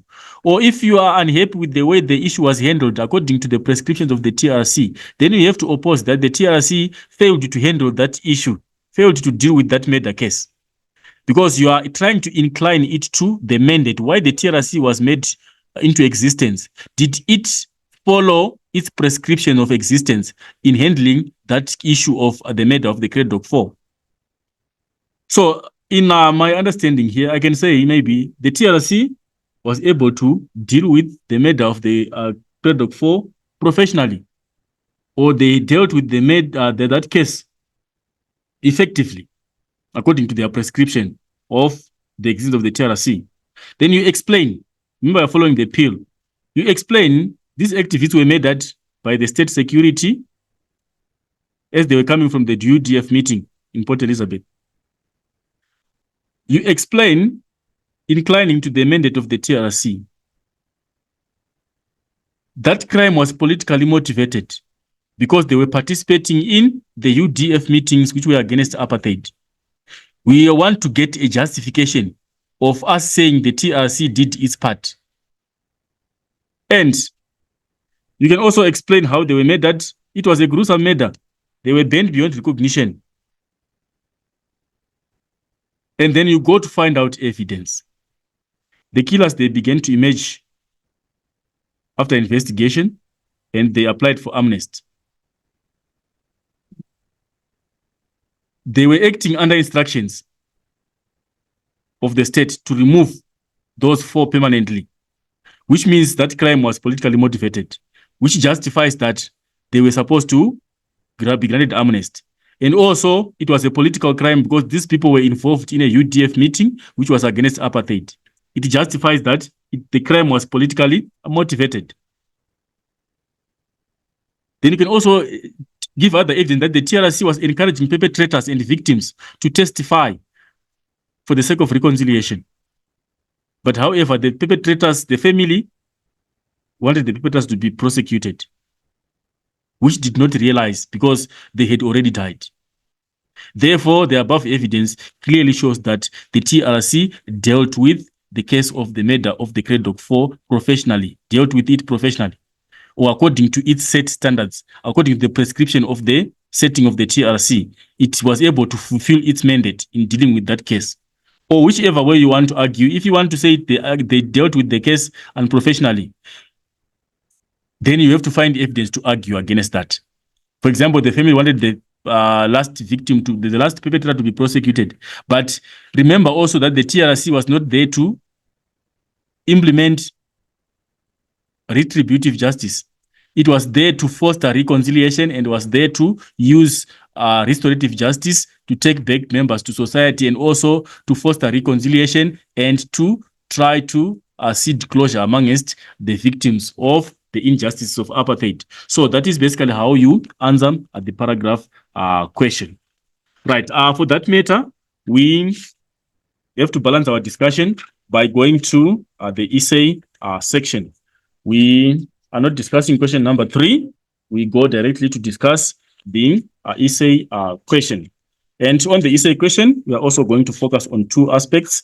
We are going to focus on the Black consciousness question, and also we're going to focus on the road to democracy question. Right. What we need to start with here on our essay questions, we need to focus on the context of the essay question and figure out how we can construct a meaningful and contextualized introduction to the question. which has got an answer to the question and which has got the basis of the requirements of the introduction, which is the answer to the question or line of argument. Then it should have a reason why you are adopting that line of argument. And we should also find an elaboration or an orientation of the historical evidence that you are going to present in the essay or that you are going to use in the presentation. Right. We come and check on our essay questions. The first one, question number 4. To what extent did self-assertiveness promoted by Black consciousness movement influence Black South Africans to challenge the apartheid regime in the 1970s? Support your line of argument with relevant historical evidence. That's the question. So it's a to what extent question. We should adopt a line of argument that has got an answer to the question. For this one, we would say to a greater extent, the self-assertiveness, which was promoted by the Black consciousness movement, influenced the Black people to challenge apartheid in the 1970s. That can be our line of argument, which is very proper, because we know that people were made to be self-assertive. They were made to realize their self-worth. They were made to recognize their self-worth and do away with inferiority. And that made the people become now able and empowered to challenge apartheid. So it's to a greater extent that the self-assertiveness, which was promoted by the Black consciousness, influenced Black people to challenge apartheid. Then why are we saying so? We should give a reason. We can say the Black consciousness assisted Black people to deal with the to do away with the inferiority complex which was seeded amongst the Black society since the inception of apartheid. It's a reason. Or Black people were able to realize their self-worth because of Black consciousness. You can find any generalized reason why you are saying the self-assertiveness enabled the Black people to challenge apartheid. Then you elaborate. You give the historical evidence that you are going to present. What is the essay going to prove? This essay is going to prove on the different methods that were used by Black people to challenge apartheid regime in the 1970s. Or is going to focus, the presentation is going to focus on the different approaches that were used by Black South Africans to challenge apartheid during the 1970s. Your introduction will be complete because it has a line of argument. You have taken the extent and you have given the reason, and you have also given an elaboration or historical evidence that you're going to present in the essay. Then we go to our content. Our content, as usual, we just have to discuss in passing because these things are basically the same, right? And what I advise you when you're answering this essay question, if you have to include background information, you can include such, but you don't need to spend a lot of time on the background information. It's not advisable that you concentrate on background information so much. You have to concentrate on the answer to the question. That is where you get marks from answering the question, not from giving out the background. So after the introduction, I'll just give a brief background here. The background that we give of Black consciousness is the political vacuum. This is the background that we give for Black consciousness, which was created around 1960s. What was the political vacuum? There was very limited resistance during this time because of the banning of political parties. Political parties were banned. Talk of the ANC and the PAC. They were banned. They were no longer in action. And how were they trying to influence people, given that they were no longer recognized legally by the government? They were operating in exile. Some activists were operating in exile, and by then some were imprisoned. And we can also talk of them operating underground. They were operating in hiding for fear of their lives from the apartheid government. So that is the background that you give. And hence, given this background here, there was need for Black people to find another way of resistance. Because the political revolution of political parties had proved to have failed to resist against apartheid because the parties were banned and also the activists were imprisoned and some had gone out of the country. And there was need to find another ideology of fighting apartheid, which came in the form of black consciousness. Your background is complete. Then you now go to answering the question, right? And remember, we are not putting any subheading here. I'm just indicating that it's a background and it's a subheading. But when you are writing, you don't put any subheading. It's continuous writing, and ensure that you are presenting your paragraphs in peel. And you must not congest points in the same paragraph.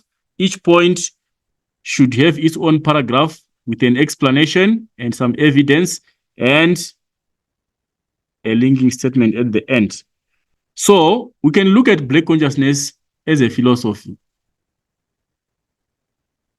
Right, black consciousness was supposed to be followed as a way of life by black people.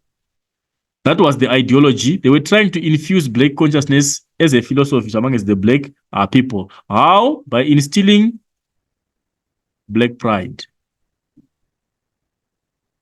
Black people were supposed to act with pride in challenging apartheid. They were installed by a sense of pride. Or also we can talk about blacks having to accept themselves. Black people were supposed to accept themselves. As black people and as a black society, they were supposed to accept themselves and also to reject the spirit of self-pity. Spirit of self-pity. They're not supposed to feel pity for themselves, like what was happening. So, black people were supposed to accept themselves, and we also were supposed to be infused with a sense of pride, and also they were supposed to reject the inferiority complex or being dominated by external forces.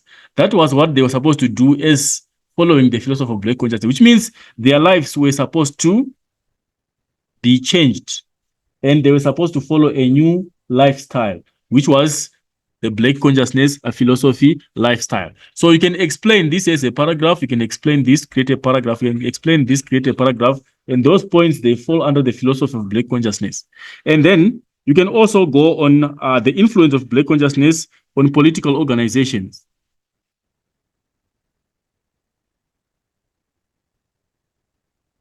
How did black consciousness influence political organizations? Right. It also played a key role in influencing the actions of political organizations. For example, the political organizations were instilled with a sense of self-belief to challenge apartheid. Because some political parties had lost faith that they would, at a point in time, be able to form a government that is going to rule the country. But black consciousness helped those political parties to have self-belief and keep on challenging apartheid. And also, we can talk of the breaking away of Steve Biko from the National Union of South African Students to form South African Students Organization. That was 1968. Because of this NUSAS, the National Union for South African Students, it had accepted the separate amenities for students in university, accepting that black students should be separated from white students. Steve Biko and other fellow colleagues were not happy with the movement, and they chose to break away from this students' union and formed their own. And it meant them having their own organizations. Their ideas were going to flourish. They were going to have a common understanding, a shared understanding here. And it meant whatever they were discussing there was going to realize positive benefits for them, unlike them affiliating to this multiracial one, which was following apartheid regime demands. You can also talk of black students adopting philosophy of black consciousness. Black consciousness on students. They started to act with pride in universities and defied inferiority, which was imposed by the white learners. And also, I can talk of the Black People's Convention, which involved students. It was a gathering of different sections, students, churches, the communities, and also the trade unions. They had shared understanding as the Black People's Convention, an umbrella term whereby they will gather together and share ideas of Black consciousness and influence each other to challenge apartheid there in the way that the Black consciousness infused amongst the Black people. And also we can talk of here the formation of the Black Allied Workers Union. And you can talk of the famous Durban strikes, Durban tile workers.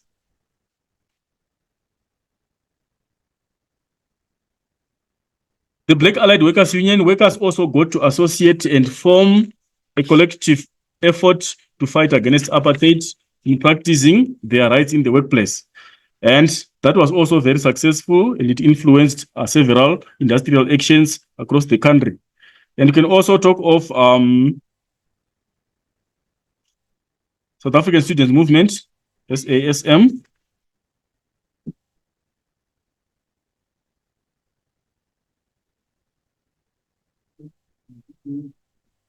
SASM, which was also exposing students to Black consciousness.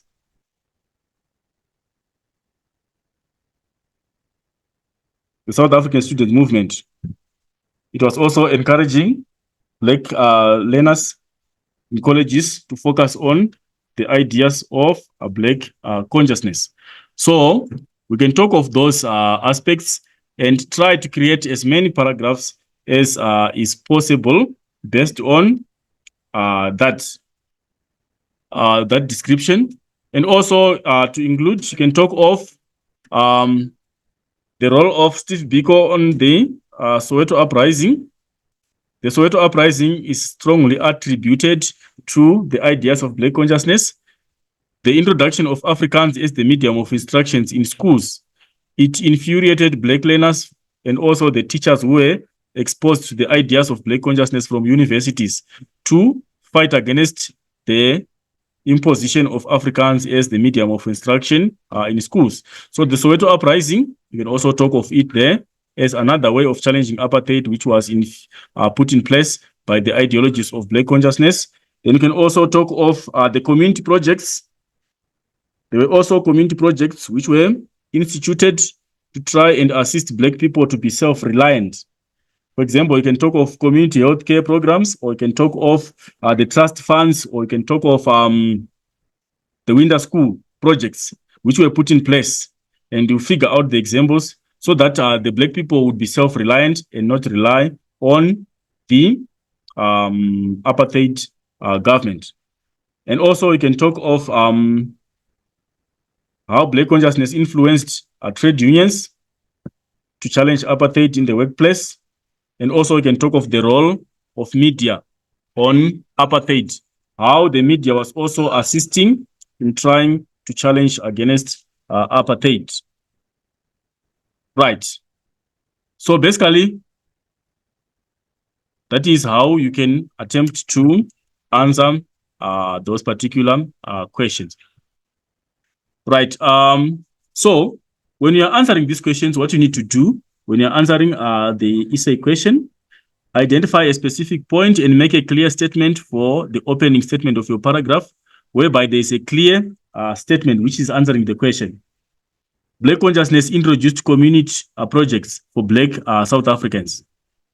What were they? You explain. The Black community projects encompassed the health provision, encompassed winter schools, it encompassed some trust funds.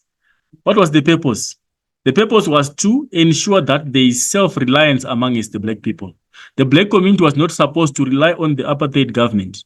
It was a way of passive challenge to the apartheid government to prove it that Black people can also sustain without the assistance of the apartheid government. Then you give examples of such initiatives.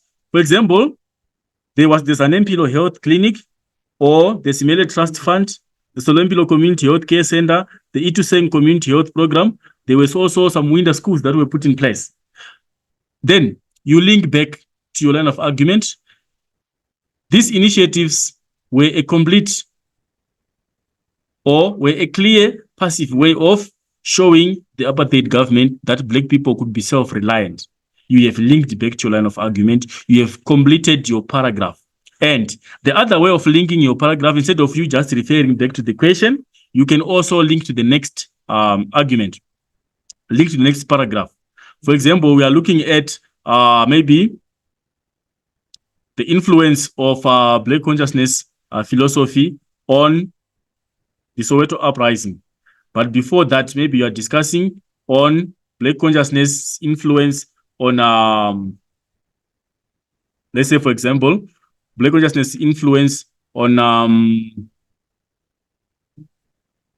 the trade unions, and you want to continue to look at Black consciousness on the Soweto uprising. You explain how trade unions were influenced in the workplace. They were conscientized of their rights in the workplace. They were now be able to fight for injustices in the workplace, including poor salaries and unhealthy working conditions. This created a great challenge to the apartheid government, for the workers would go on industrial action and production was compromised, was actually compromised. And when you are linking now, because you don't want to refer back to the question, you also link to the next question, the next paragraph. And by, let's say, for example, you can say, to make the situation worse for apartheid, students in Soweto also went on an uprising against the introduction of Africans in schools. You leave it like that. You have shown that you are going on to the next paragraph, which is talking about the Soweto students going against the government for them refusing to have Africans as their learning language. Then in the next paragraph, you explain the Soweto uprising. This was in 1976, where the Soweto students went up in arms against the government, for the government had instituted statutory instrument 50-50, which stipulated that they were supposed to learn in Afrikaans as their medium of instruction. You explain, you give evidence of the Hector Peterson injury and that fatality and whatever, and the number of fatalities and the number of injuries in that particular event. You are developing your paragraphs and you are developing your presentation, and is giving us a chronological presentation of the facts, of the historical facts. Then you come to your conclusion. Your conclusion, you should tie up your points.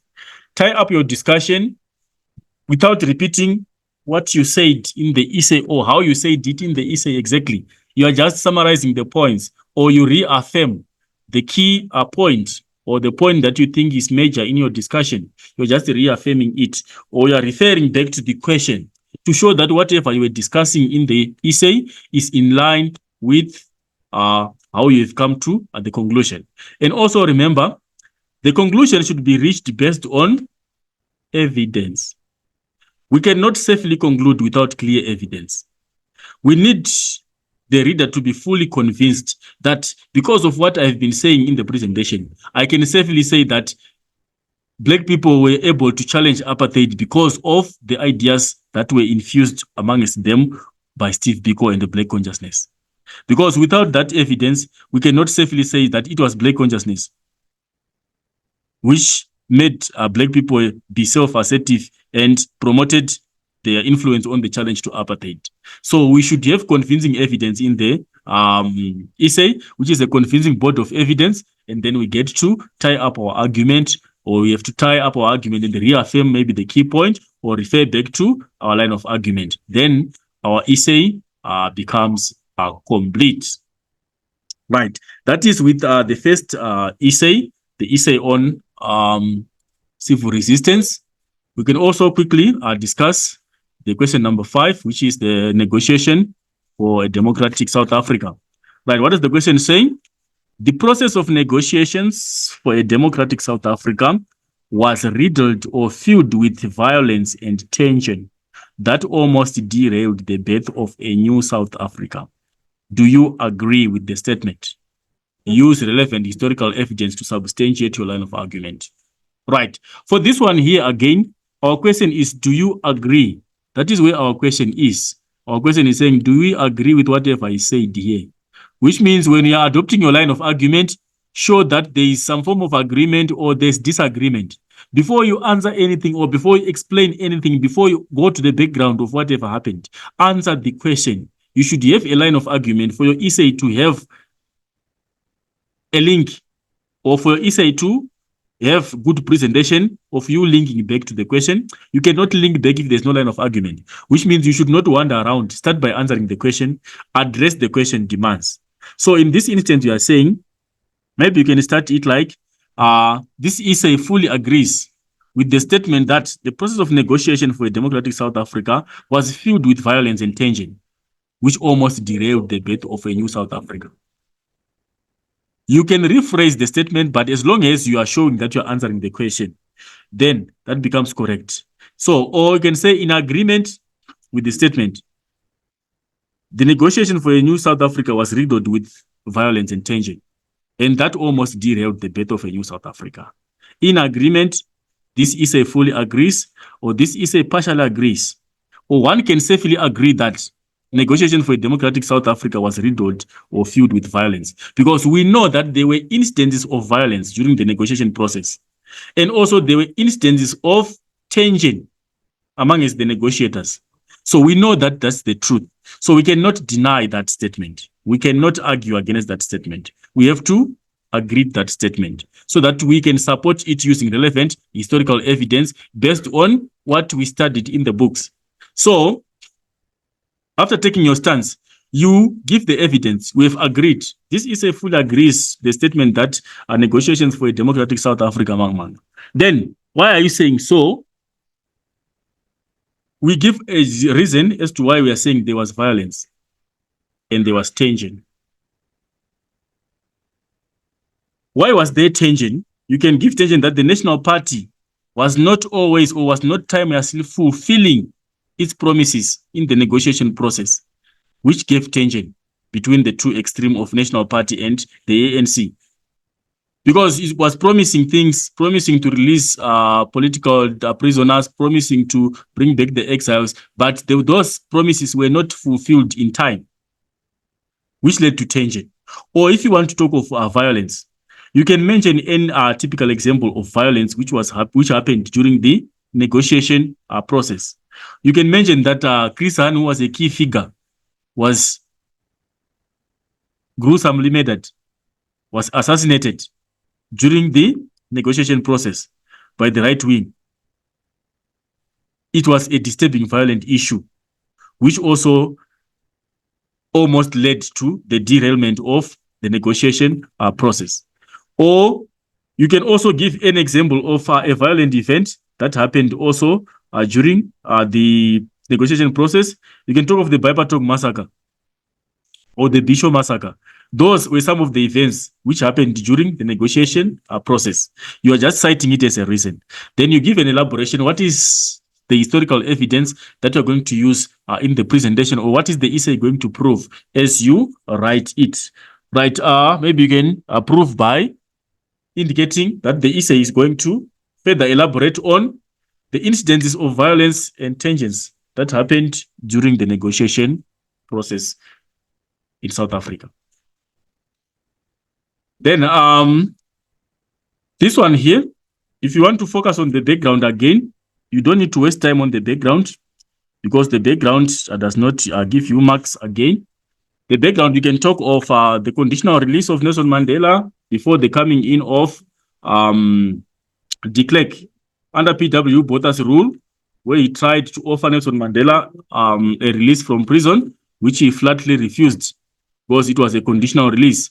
He opted to stay behind, unlike being released on conditions that were going to compromise the needs of Black people.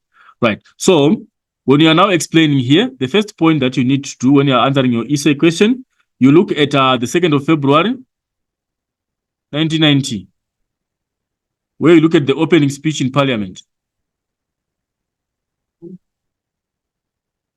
by de Klerk. De Klerk promised an end to an era of violence and a new era to South Africa, which paved the way to the release of Nelson Mandela unconditionally. And this was a key event. The release of Nelson Mandela paved the way for him to start negotiating. After meeting with his other fellow party members, he opted to settle for negotiations. And then you talk of the removal of sanctions.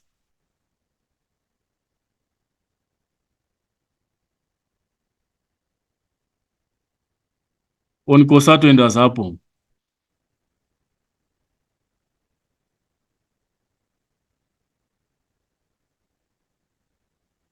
That was the next event that happened. And then you go on to talk about move of restrictions. And here also, the release of Nelson Mandela is also featured with unbanning of parties, of political parties that have been banned. You talk of the ANC and the South African Communist Party, which were banned. They were also unbanned here, which meant that negotiations were supposed to start flowing. Then you can also talk of, after that, you talk of the crude square minute.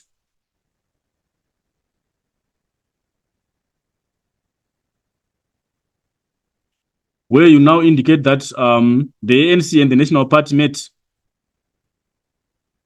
for the first negotiation. That was on the 2nd of May, 1990.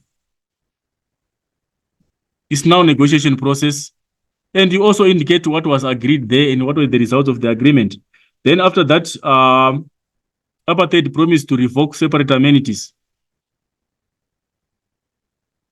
Now black people were supposed to use the same amenities as white people, according to the agreement. Then you also got the, after the group square minute, you got the Pretoria minute. Pretoria minute, that was on the 6th of August, 1990. You indicate what was negotiated in the Pretoria minute and what was agreed upon. For example, suspending armed struggle. The ANC promised to suspend armed struggle. The Umkhonto we were supposed to disarm. They promised that. But however, there was Operation Vula again by the ANC, where they took it as a surfeit net. And again, the operatives of the Operation Vula were arrested. You can add that. And then we go to the Convention for a Democratic South Africa #1, use CODESA 1. What was agreed there upon the delegates who met in CODESA 1, and also you can talk of got the Declaration of Intent.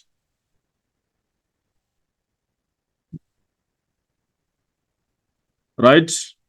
And then after the Declaration of Intent, we go to Convention of Democratic South Africa #2.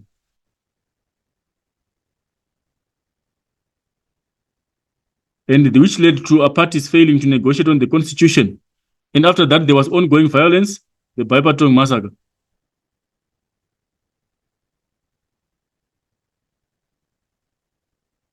It was disturbing violence. And also, you can talk of the Bishop massacre in the Ciskei.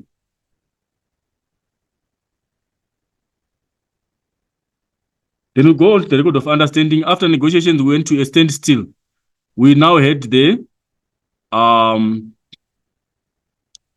effort by Cyril Ramaphosa and Rolf Meyer to sign the record of understanding.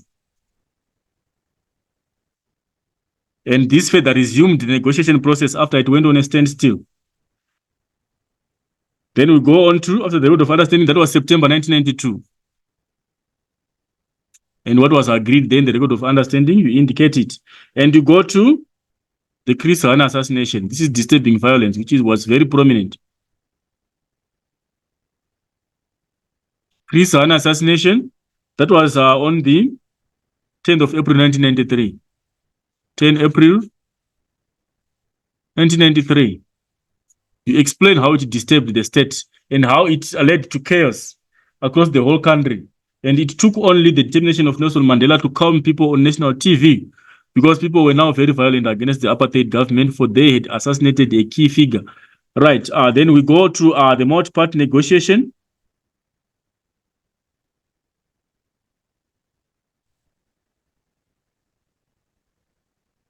From the multi-party negotiation, we look at the violence which was caused by the AWB in the Trade Center, on World Trade Center, where they went with an armored vehicle to try and disturb the negotiation process and bring it to disarray and ultimately cause commotion and make the negotiation process fail. Right. Then we can also go on to explain other events that happened, which were features of the process of negotiation. After, you can talk of the AWB violence on the World Trade Center. You can talk of the Sunset Clause. You can also talk of the Sunset Clause.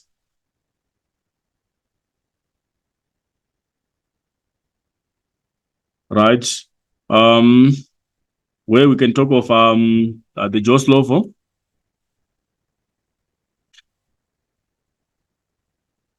that broke the deadlock, and then after the sunset clause, we go to election. The election date, which was set for 27 April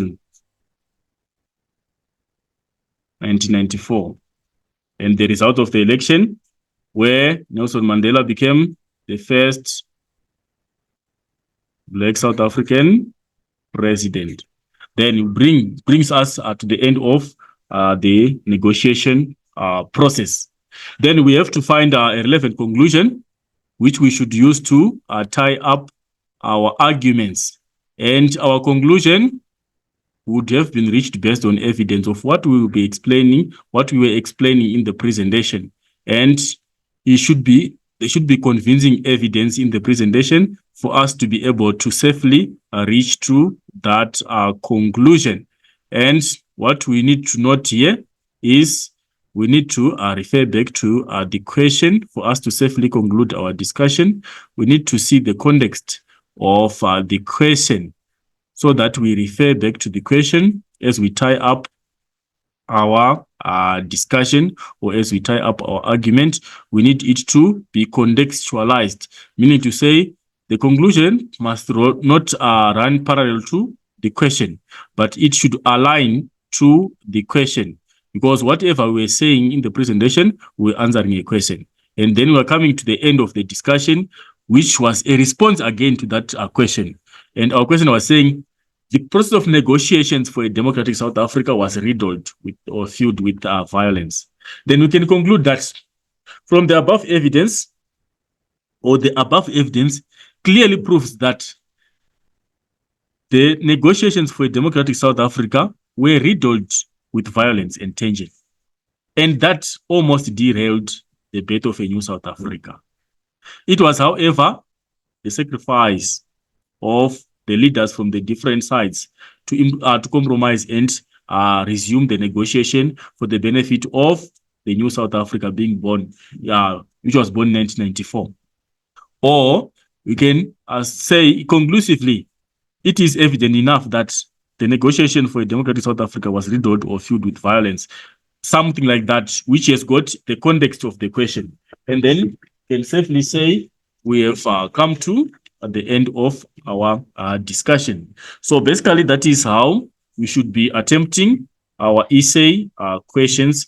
We should always try to answer the question and try to give a reason as to why we're answering the question in that direction.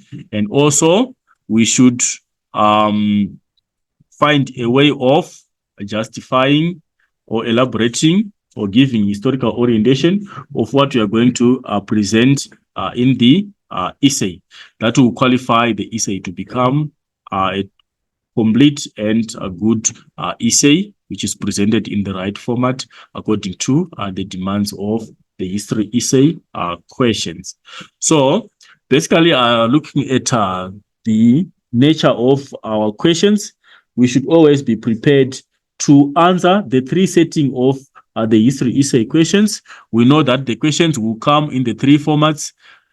The one we will be asking about the extent, like this one, to what extent? That's the first setting of the question. And then the second question will be saying, do you agree with the statement? This is another type of a question. And then the last one is critically discuss. So those questions, they need to be addressed according to their prescribed demands of the question. When you are responding to the question, ensure that you respond directly to that given question and you respond according to the demands of the question. The most difficult one that learners fail to answer correctly is the critically discussed question.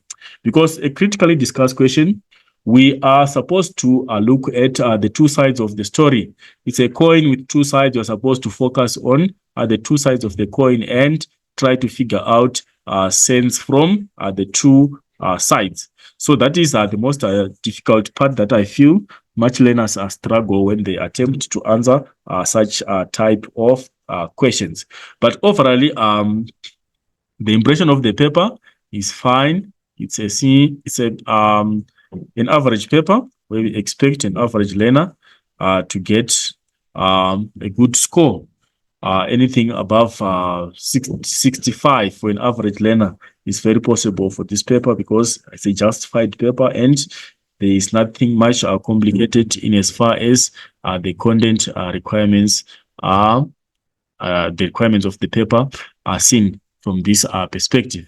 So I think we have come to the end of our discussion. That was our discussion for our paper 2, history for Gauteng province 2024. We will meet again in other discussions.